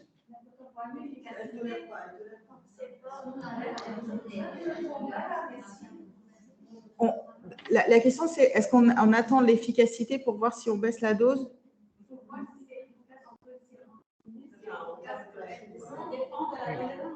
Ouais. En fait, on adapte la tolérance au traitement. On ne va pas attendre de voir si c'est efficace pour baisser la dose.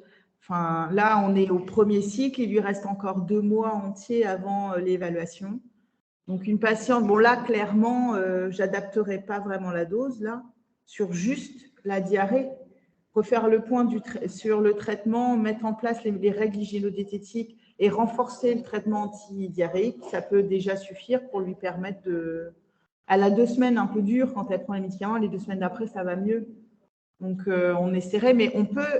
Cette question-là, c'était pour dire qu'on peut adapter les doses des traitements oncologiques, que ce soit de l'IV ou du Péros. Et donc là, c'est l'IPA qui décide. L'IPA, elle peut décider, oui, seule. Ouais. Par contre, moi, en pratique, j'appelle le référent pour valider cette décision-là. Et je le mets dans le compte-rendu, toujours. Concernant le potassium à 5,8 millimoles par litre. Alors là, donc le potassium est plutôt intracellulaire. Oui, il est plutôt intracellulaire, le potassium, à plus de 90%. Le recontrôle du taux de potassium est indiqué. Oui, absolument. Surtout qu'en plus, je vous remets dans le contexte français, nos prises de sang sont faites à la maison des patients par une infirmière libérale qui, en général, a sa petite voiture, fait sa tournée, dépose des fois à la pharmacie, au mieux au laboratoire, qui a une grosse centrale avec toutes les machines dans un autre lieu encore. Donc, parfois, le tube, il peut voyager pendant 4 heures avant d'être mis dans la machine. Donc, le recontrôle, absolument, il faut le faire.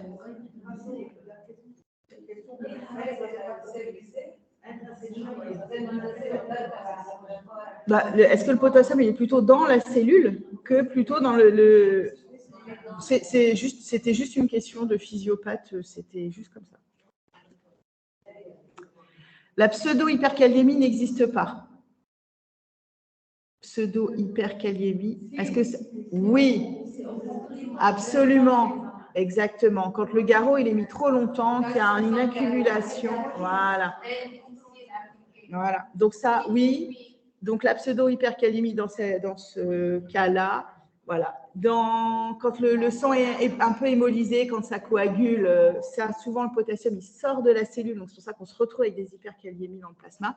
Et quand les tubes ils traînent un peu longtemps pour la même raison, on peut se retrouver avec des hyperkaliémies, des pseudo-hyperkaliémies. Donc c'est pour ça que c'est important de recontrôler. Les pertes potassiques peuvent augmenter jusqu'à 10 fois en cas de diarrhée. Oui, absolument.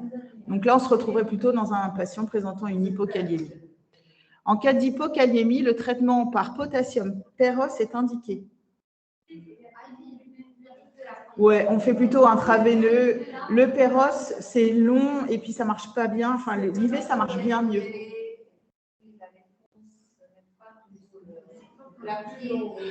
Par les comprimés ou par le sirop? Ah oui, ça marche moins bien. Ouais. Le syndrome de lyse tumorale peut être une cause d'hyperkaliémie. Oui, absolument. Oui, c'est que de l'oncosolide ici. Vous faites des hématomes, ça peut arriver, du coup, c'est plutôt sur les tumeurs hématoliquides. Ouais. Mais comment je peux nuancer que c'est une cause de lyse ou pseudo, ou est-ce que je peux savoir ou pas? Alors, quand c'est un syndrome de lyse, il n'y a pas que le potassium qui est impacté, il y a tout un panel d'électrolytes. Ouais. Il y a l'hypocalcémie, il y a plein d'autres.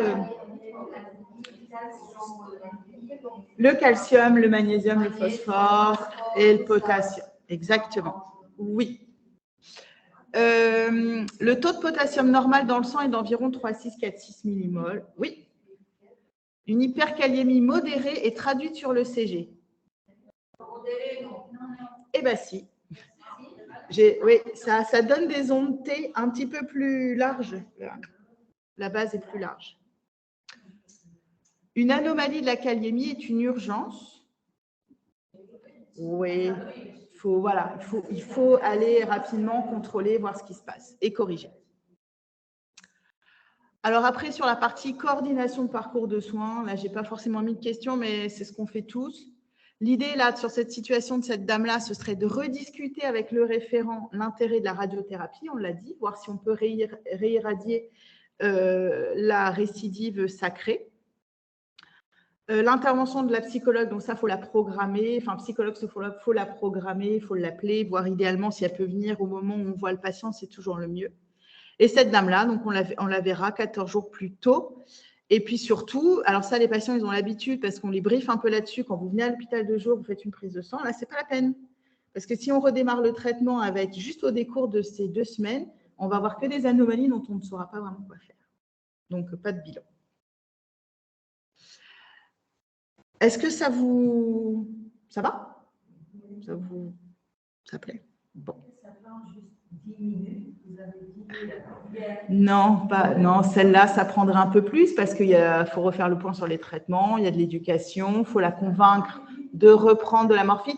La morphine, j'avais dit 10 minutes quand vraiment ça roule, que j'ai rien à refaire, que le patient, il a tous ses traitements, qu'il a une bonne tolérance. Oui, quand ça va, impec. Là, il y a un petit peu plus il y a un peu de discussion.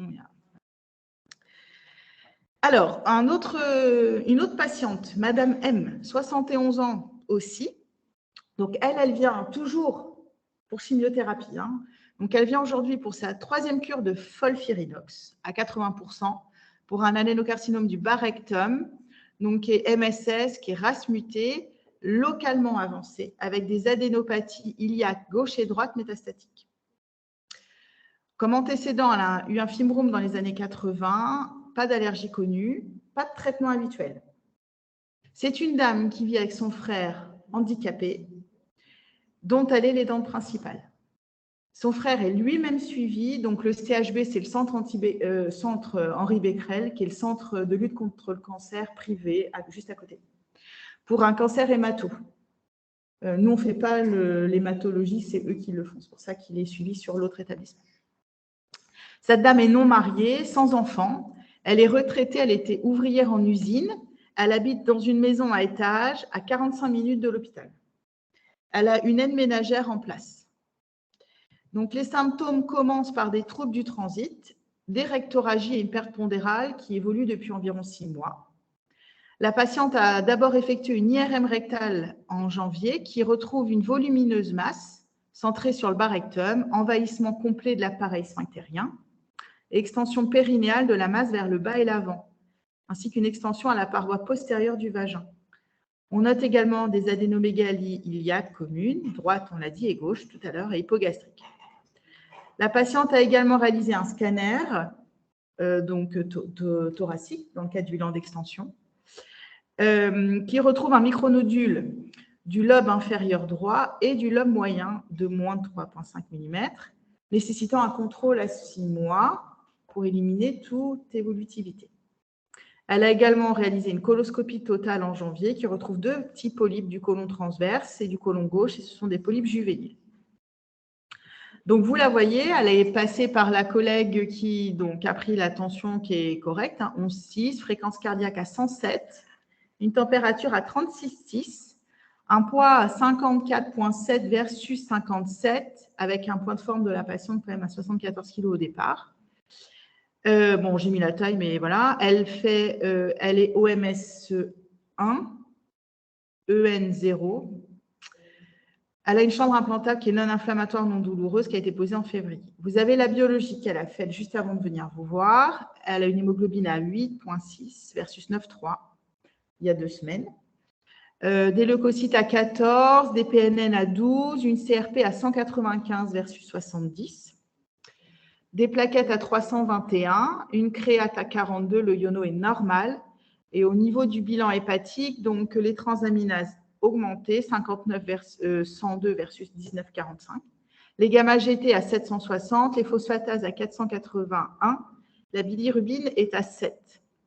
Le TP est à 36% versus 71. L'albumine est à 25 grammes versus 27 il y a 15 jours. Et j'ai mis les marqueurs, la CE. Quand elle est venue pour la première cure, cette dame-là, elle a eu sa chimio plus la transfusion d'un culot globulaire.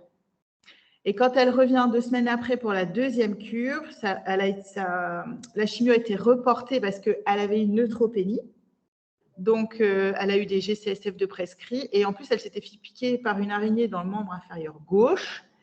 Et chez une patiente qui avait un œdème, il y avait un placard inflammatoire, il y a eu un vidé dermato, et elle a été mise sous corticoïdes plus antibiotiques. Et la deuxième cure a été faite au décours de l'antibiothérapie. Alors, dans l'interrogatoire, je ne vais pas refaire le détail, mais en fait, on revoit les mêmes choses de façon générique et puis plus spécifique à la situation du patient et en fonction de son protocole de chimiothérapie. Donc, état général, douleur, l'appétit, s'il y a eu un syndrome infectieux récent. Là, on fait le point sur les traitements de support, justement, s'ils sont pris, si ça fonctionne bien. La toxicité liée au traitement, donc là, j'ai remis la même chose. Là, vous voyez qu'il y a la neuropathie qui est arrivée parce qu'elle est sous oxaliplatine. On refait un point sur la thymie et sur l'équilibre familial, d'autant plus qu'il y a un frère handicapé à la maison, et ce que veut le patient. Alors, l'examen clinique, du coup, cardio-respiratoire, forcément, digestif aussi, neuro, pas forcément là tout de suite, cutané, oui, endobuccal, oui, à la recherche de, en fait, des mêmes choses. Des mêmes choses. C'est juste que là, du coup, j'ai rajouté, bien évidemment, les rectorragies. Et la neuropathie, les neuropathies, ouais, je n'ai même pas mis, mais oui, bien sûr, la neuropathie. Donc, sur le plan urodigestif, donc à l'issue de l'interrogatoire et de l'examen clinique, donc l'abdomen il est sous-dépressif, douloureux en hypocondrie flanc droit. Il n'y a pas de trouble du transit avec perception des bruits hydroaériques. Il y a eu un épisode de rectorragie constaté à l'hôpital de jour pendant son hospitalisation. Il n'y a pas de signe fonctionnel urinaire. Sur le plan cardio-pulmonaire, les bruits du cœur sont réguliers. Il n'y a pas de souffle. La patiente est tachycarde. Elle a un œdème du membre inférieur droit, chaud, blanc, douloureux, dans un contexte de thrombose veineuse profonde. Donc, vous avez un petit mot. La dame vient avec un petit mot que je vous ai mis après. Il n'y a pas de signe d'hypoperfusion périphérique. Les murmures vésiculaires sont symétriques. La patiente est polypnéique. Elle sature normalement en air ambiant. Il n'y a pas de bruit surajouté, pas de douleur thoracique, pas de signe de détresse respiratoire. Sur le plan neurologique, la patiente est orientée dans le temps. Bon. Vous avez du coup un courrier d'un médecin angiologue de ville qui a diagnostiqué donc, le 17 mars de multiples thromboses veineuses du membre inférieur droit. Il a introduit donc l'apixaban, nouveau antico-oral, l'Eliquis, donc 10 mg x 2 pendant une semaine, et puis on baisse à la dose usuelle l'apixaban. Le membre est douloureux. Par ailleurs, la patiente présente une altération de l'état général, majoration de la fatigue en lien avec une insomnie du fait des douleurs du membre inférieur droit. Il n'y a pas de nausée, pas de vomissement, pas de fièvre, pas de frisson, pas de symptomatologie ORL, pas de toux, pas d'expectoration. L'appétit est altéré, elle prend 3 compléments nutritionnels par jour, elle n'arrive pas à passer à 4. Il y a un syndrome rectal avec des besoins impérieux plusieurs fois par jour, avec émission de sel et de sang plus abondamment actuellement, associé à une incontinence fécale. Il n'y a pas de mucite, pas de syndrome main-pied et une neuropathie de grade 1. Donc, en conclusion, là, si on fait la synthèse, donc, au décours de l'examen, la patiente présente donc, la fatigue, une pâleur cutaneo-muqueuse, une dyspnée au moindre effort et à la parole.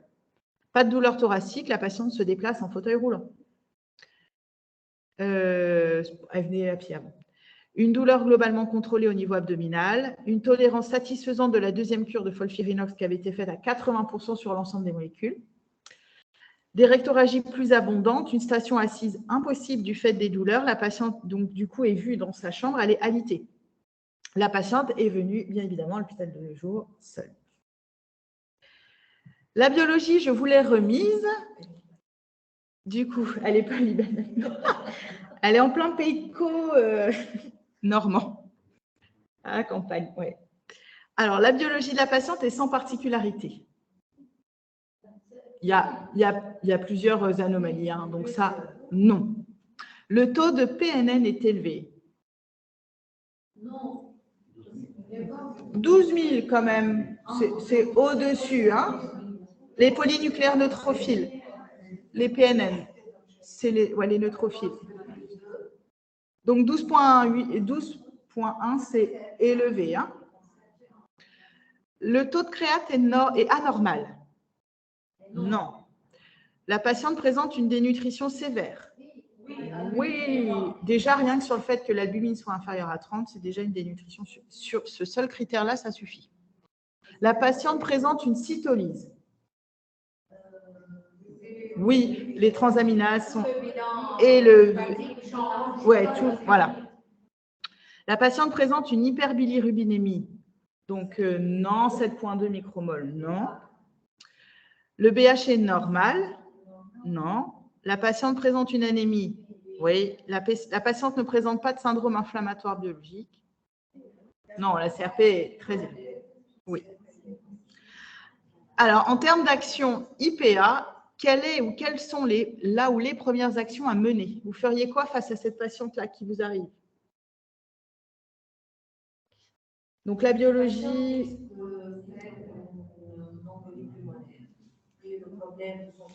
Exactement. Donc, surtout qu'il y a la souffrance respiratoire. Voilà. Même s'il n'y a pas de changement au niveau de sa circulation. Ça peut être la aussi. Elle a le membre inflammé, ils ont baissé les doses d'anticoagulants.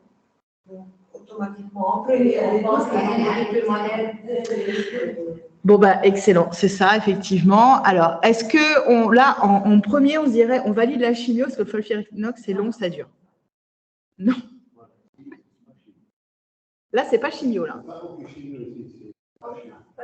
Là, c'est pas de chimio. Hein. Donc, j'ai mis le folfirinox, c'est long. Mais non, même là, aujourd'hui, c'est sûr que c'est pas de chimio. Là. Elle est trop altérée et puis il y a tout ce problème-là. Non. On prend la saturation en oxygène, mais bon, on avait dit qu'elle était normosaturée, donc ça, c'est bon. Est-ce qu'on transfuse compte tenu de l'anémie et de l'essoufflement? S'il y a il n'y a pas de charge pulmonaire. Voilà. Donc, ça ne vient pas en premier lieu. On peut éventuellement la transfuser, mais pas là tout de suite. Maintenant, ce n'est pas l'urgence. Parce qu'après, on peut la surcharger. Est-ce qu'on ferait une radio de thorax? Oui. Là, tout de suite, maintenant? Ça ne va pas changer la conduite à venir, mais c'est juste... La radio, ça ne va pas beaucoup nous informer. Nous, on préférerait... Ouais. Est-ce qu'on ferait un scanner abdominopelvien? Non, ben non. Par contre, l'angioscanner en urgence, oui. Et donc ça, l'IPA est absolument complet. Ouais, oui. Alors, on peut effectivement recontrôler et puis on peut contrôler aussi la biologie cardiaque, enfin les tropos et puis les NT-proBNP s'il y a l'insuffisance cardiaque. Ah, absolument. Donc, l'angioscanner, oui. Et donc, ça, on appelle l'interne de garde des urgences, en fait, pour argumenter l'angioscanner. Est-ce qu'on fera un échodoppler des membres inférieurs? Alors, oui, mais la dame l'a déjà eu. Elle l'a déjà eu. Déjà, on a le tableau évident. Voilà, mais elle l'a déjà eu. Mais effectivement, dans le cadre, quand on trouve l'embolie, il faut faire l'échodoppler, oui. L'IPA n'est pas autorisé à demander des examens d'imagerie. Bah si, ouais, on a déjà dit. Ouais, si. On va faire appel à l'interne aux urgences. Ah oui, bah ça, vous savez, on ne prescrit pas des examens d'imagerie, on les demande. C'est le radiologue qui prescrit les examens. On demande, oui. Le radiologue, il fait son compte rendu, il ne prescrit pas. Non, mais nous, en France, je ne sais pas si c'est partout pareil, mais en tout cas, en France, nous, on demande des examens d'imagerie. On fait la demande. C'est... Voilà. Et à part la radiologie, il y a la radio d'urgence et la radio d'urgence. Si c'est la radio d'urgence, on appelle l'interne, ouais. Non, chez nous, non. On argumente. On peut être prescripteur d'une imagerie. C'est le clinicien qui a dit je veux un scanner. Oui. C'est le radiologue qui prescrit. Oui, je fais le scanner. C'est-à-dire qu'il donne son OK pour les Oui, absolument. Il peut toujours dire non. Chez nous, c'est autre chose de prescription. Ils peuvent dire non. Alors, l'angioscanner, donc, que vous avez réussi à avoir le jour même, donc montre forcément l'embolie pulmonaire.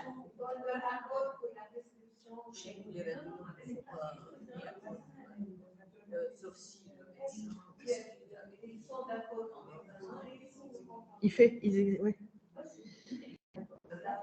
Donc, l'angioscanner que la patiente a passé montre une embolie pulmonaire bilatérale avec un retentissement cardiaque. Il y a associé à cette embolie un épanchement péricardique circonférentiel. Il n'y a pas d'image d'infarctus pulmonaire. Donc, que faites-vous en tant qu'IPA? Voilà. C'est toujours votre patiente, vous l'avez toujours en charge, elle revient avec ce résultat-là. Oh là, j'entends. Alerter le référent? Bien sûr. Absolument. Ah, alors, elle a déjà des anticorps orales. Hein.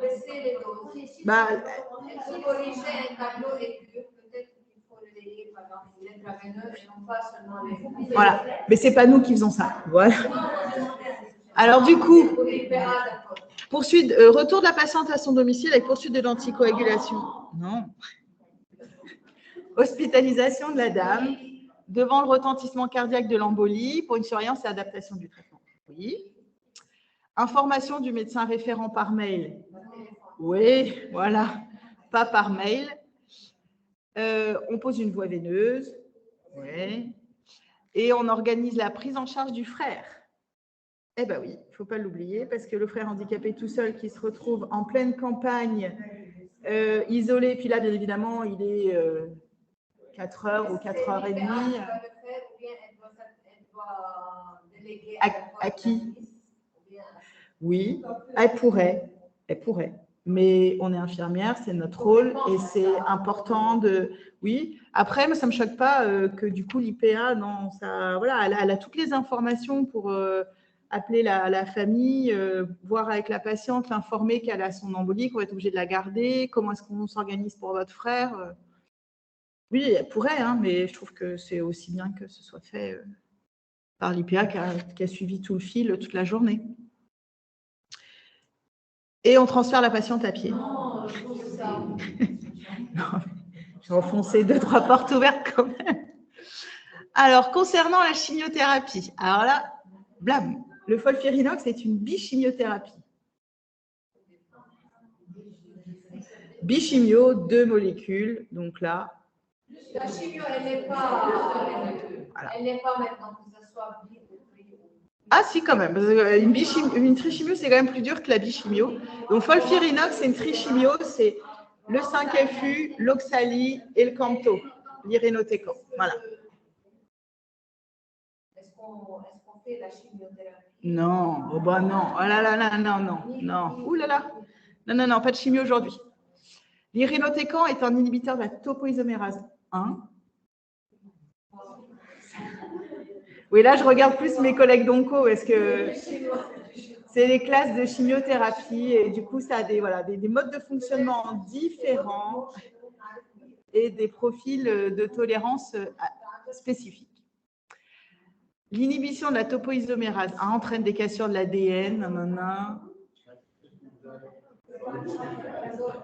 Ouais, voilà, je vous l'ai mis parce qu'effectivement, on revoit ça en détail. Parce que comme on manipule les molécules de chimio, bah, du coup, forcément, il faut qu'on sache un peu de quoi, qu'est-ce qu'on fait. Hein.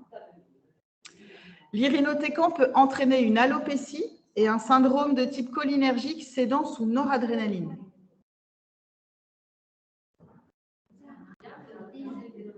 Hein? Alors, il y a un piège. Alors, ouais. Donc, l'irinotecan, ça peut donner une alopécie. Ça donne souvent le syndrome cholinergique, mais ça cède sous atropine. Voilà, j'ai fait un... L'hyperbilirubinémie n'est pas une contre-indication à l'administration de l'irinotecan.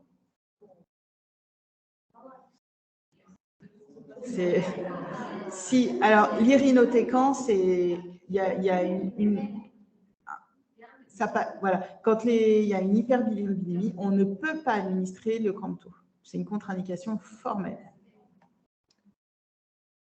Par exemple, le folfirinox, chez des patients qui ont des voies biliaires dilatées avec des bilirubines augmentées, et ben, une patiente qui va bien mais qui a juste ça, ben, on ferait le Folfox, on ferait le folfirinox sans l'irinotecan. Puis on attend que la bilirubine descende et quand elle est en dessous de 20, on introduit l'irinotecan. La diarrhée sous irinotecan peut être sévère et cliniquement significative. Oui. Le millepertuis et le pamplemousse ne sont pas, ne sont pas indiqués chez les patients en cours de chimiothérapie.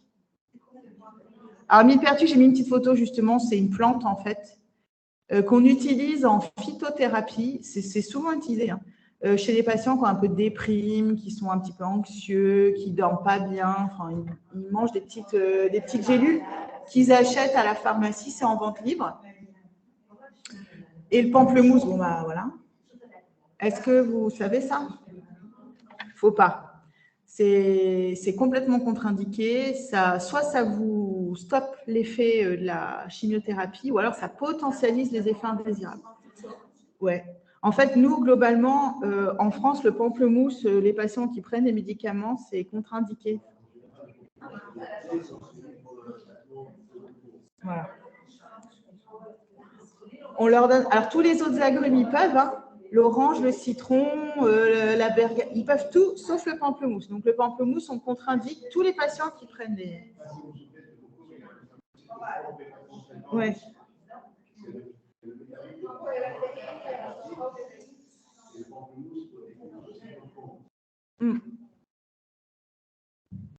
En fait, on pousse son espace sous-dosé, espace surdosé. Donc, quel que soit les médicaments locaux, on dit on a arrêté le bon pendant le traitement. Voilà. Donc, en fait, il faut faire attention aux patients qui prennent des petits compléments nutritionnels, des petits machins pour améliorer le ci, le ça, parce que ça a beaucoup d'effets indésirables, ça a beaucoup d'interactions avec la chimiothérapie. L'oxaliplatine est un sel de platine de la famille des agents alkylants. Bon, ça, vous savez peut-être pas, du coup, oui. Le principal effet indésirable de l'oxaliplatine est la neuropathie. Oui. La neuropathie se caractérise par des dysesthésies ou des paresthésies causées et ou majorées par l'exposition au chaud. Le 5-FU est un antimétabolite de la sous-classe des analogues de la pyrimidine. Donc, la réponse est oui. Le cisplatine a une toxicité rénale moindre que l'oxali. Non, c'est l'inverse. OK. La capecitabine est une prodrogue de 5-FU. Oui, absolument. Le test de dépistage du déficit en DPD, dihydrogénase pyrimidine. L'uracilémie, ça vous parle? Non. Alors, le test de dépistage donc, du déficit en DPD n'est plus indispensable en toute prescription de 5-FU. Donc, la réponse est l'inverse, hein, c'est indispensable. Depuis, mars 2019, en fait, en France, la dihydrogénase pyrimidine, c'est une enzyme qui dégrade le 5-FU. Il y a des patients qui sont déficitaires de cette enzyme-là, qui, du coup, stockent de façon plus importante le 5-FU et donc s'expose à des effets indésirables majeurs. Le 5-FU, ça a une toxicité cardiaque. Il y a des patients qui sont décédés quand ils sont déficitaires en fait, dans cette enzyme-là. Donc, on la dose. Les patients qui ne sont pas déficitaires, on peut mettre la dose à 100%. Un patient qui va être déficitaire partiel, on baisse un peu la dose. Et un patient qui est complètement déficitaire, c'est une contre-indication normalement au 5-FU. Ce dépistage n'est valable que pour le 5-FU intraveineux.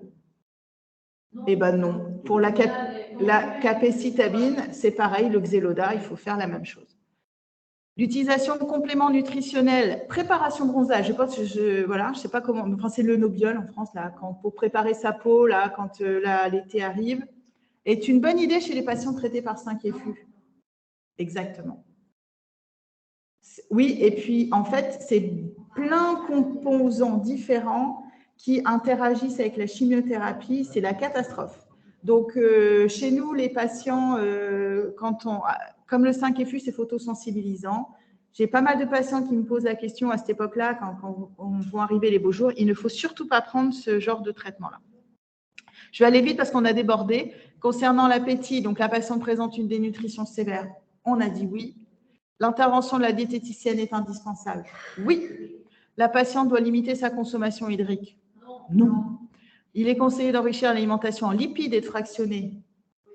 Alors, de fractionner, oui, mais ce n'est pas forcément enrichi en lipides, c'est plutôt en protéines. Hein. La pose d'une sonde nasogastrique doit être faite ce jour. Non, en fait, dans ces situations-là, non, c'est pas, voilà. La néoplasie entraîne un hypermétabolisme et un hypercatabolisme. Oui.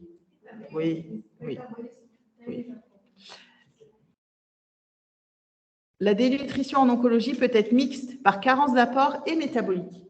Oui. La dénutrition n'impacte pas le risque infectieux. Si. Absolument. Un statut nutritionnel satisfaisant participe à une meilleure tolérance des traitements oncologiques. Eh oui, les patients dénutris tolèrent très mal les traitements. Donc, coordination. Donc là, on avait dit qu'on rediscutait avec le référent de l'intérêt d'avancer le bilan d'imagerie. Il y a quand même une suspicion de progression avec le bilan hépatique qui est moins bon. Et surtout, au niveau local, une patiente qui reste encore très symptomatique après déjà 2 cures. On rediscute avec le référent, donc le schéma de chimiothérapie chez cette patiente quand même fatiguée, altérée, et on fait intervenir l'assistante sociale pour majorer les aides à domicile, pour coordonner les autres membres de la famille pour du coup la gestion de son frère qui reste seul à la maison. Donc, j'en ai terminé. Je vous remercie vraiment pour votre attention tout au long de ces 3 jours et de votre accueil. Un grand merci à vous. Et si vous avez des questions, même si on a débordé, merci beaucoup. J'ai mis mon petit mail en dessous si vous avez besoin. Vous n'hésitez pas. Vous n'avez plus de... Donc, logiquement, on a fini la session. On a fini la session. Khalas. Vous n'avez pas de questions avant qu'on... Avez-vous des questions là sur les cas cliniques? Ça vous parle? Vous voyez, j'essaie de les faire très pratico-pratique en fait de la vie ma vie d'IPA. Vraiment, en fait, c'est ce qu'on fait au quotidien. Donc, je vais faire un petit mot pour cette semaine. En fait, on était, Hélène et moi, et Frédéric qui était là avec nous lundi. Très, très heureux d'être avec vous. On a passé une semaine, enfin, Hélène surtout, a travaillé beaucoup. Moi, j'étais assis là, mais c'est Hélène qui a travaillé. Lundi, ça va être compliqué de ne pas venir à Chafi'i parce que depuis lundi, on vient à Chafi'i tous les matins. Donc, nous, on part dimanche. J'espère que notre collaboration va prendre 2 jours. Là, on a commencé à la première pierre pour un édifice, j'espère, positif et futuriste, avec toute l'équipe d'Onco et peut-être avec tout l'Hôtel Dieu. On verra. Voilà. Donc, l'étape suivante, c'est 2 ou 3 soignantes libanaises viendront chez nous à Rouen passer une semaine avec Hélène et sa collègue IPA, toute jeune, qui vient de prendre son diplôme. On fera visiter la région. Vous allez manger des plats normands. Et après, il y aura peut-être une 3e étape, peut-être, elle n'est pas obligatoire, c'est de venir ici vous voir sans faire des conférences, voir un peu comment ça va, vos réflexions à vous sur ce projet. Soit on les fera en présentiel, soit par mail ou par Zoom. Et après, si vous êtes, vous, quand je dis vous, c'est l'Hôtel Dieu de France, vous avancez dans le projet. Moi, je suis prêt à parler avec le doyen et l'Université de Rouen pour que l'année prochaine, parce que cette année, c'est fini, qu'on inscrive des Libanaises à l'IPA de l'Université de Rouen à distance. Après, on verra comment les modalités de stage, de payer l'inscription, voilà, tout ça peut se faire. La France aide beaucoup le Liban, ça vous le savez. Il y a un projet énorme français d'aider les Libanais, enfin le Liban, sans passer par l'État libanais. Et on a des liens à l'ambassade ici, pas des liens, on a des contacts, pas des liens. Et donc, s'il y a un projet de ce type-là, ça peut rentrer dans le chemin du projet de l'aide de la France vers le Liban pour le système de santé. Voilà. Donc, sachez qu'il y a 3-4 projets avec l'Hôtel 2 qui sont validés, mais de France vers ici, dans le même système. Je ne connais pas quand ni comment ils vont les faire, mais ils sont déjà validés. Il y en a un en orthopédie, un pour les grands brûlés, le 3e, à chaque fois, je ne sais plus ce que c'est, et puis un 4e avec l'hôpital Hariri à Beyrouth. Vous allez revoir des équipes de France à l'Hôtel Dieu cette année encore. Voilà. Merci à vous, merci d'être là. C'était excellent.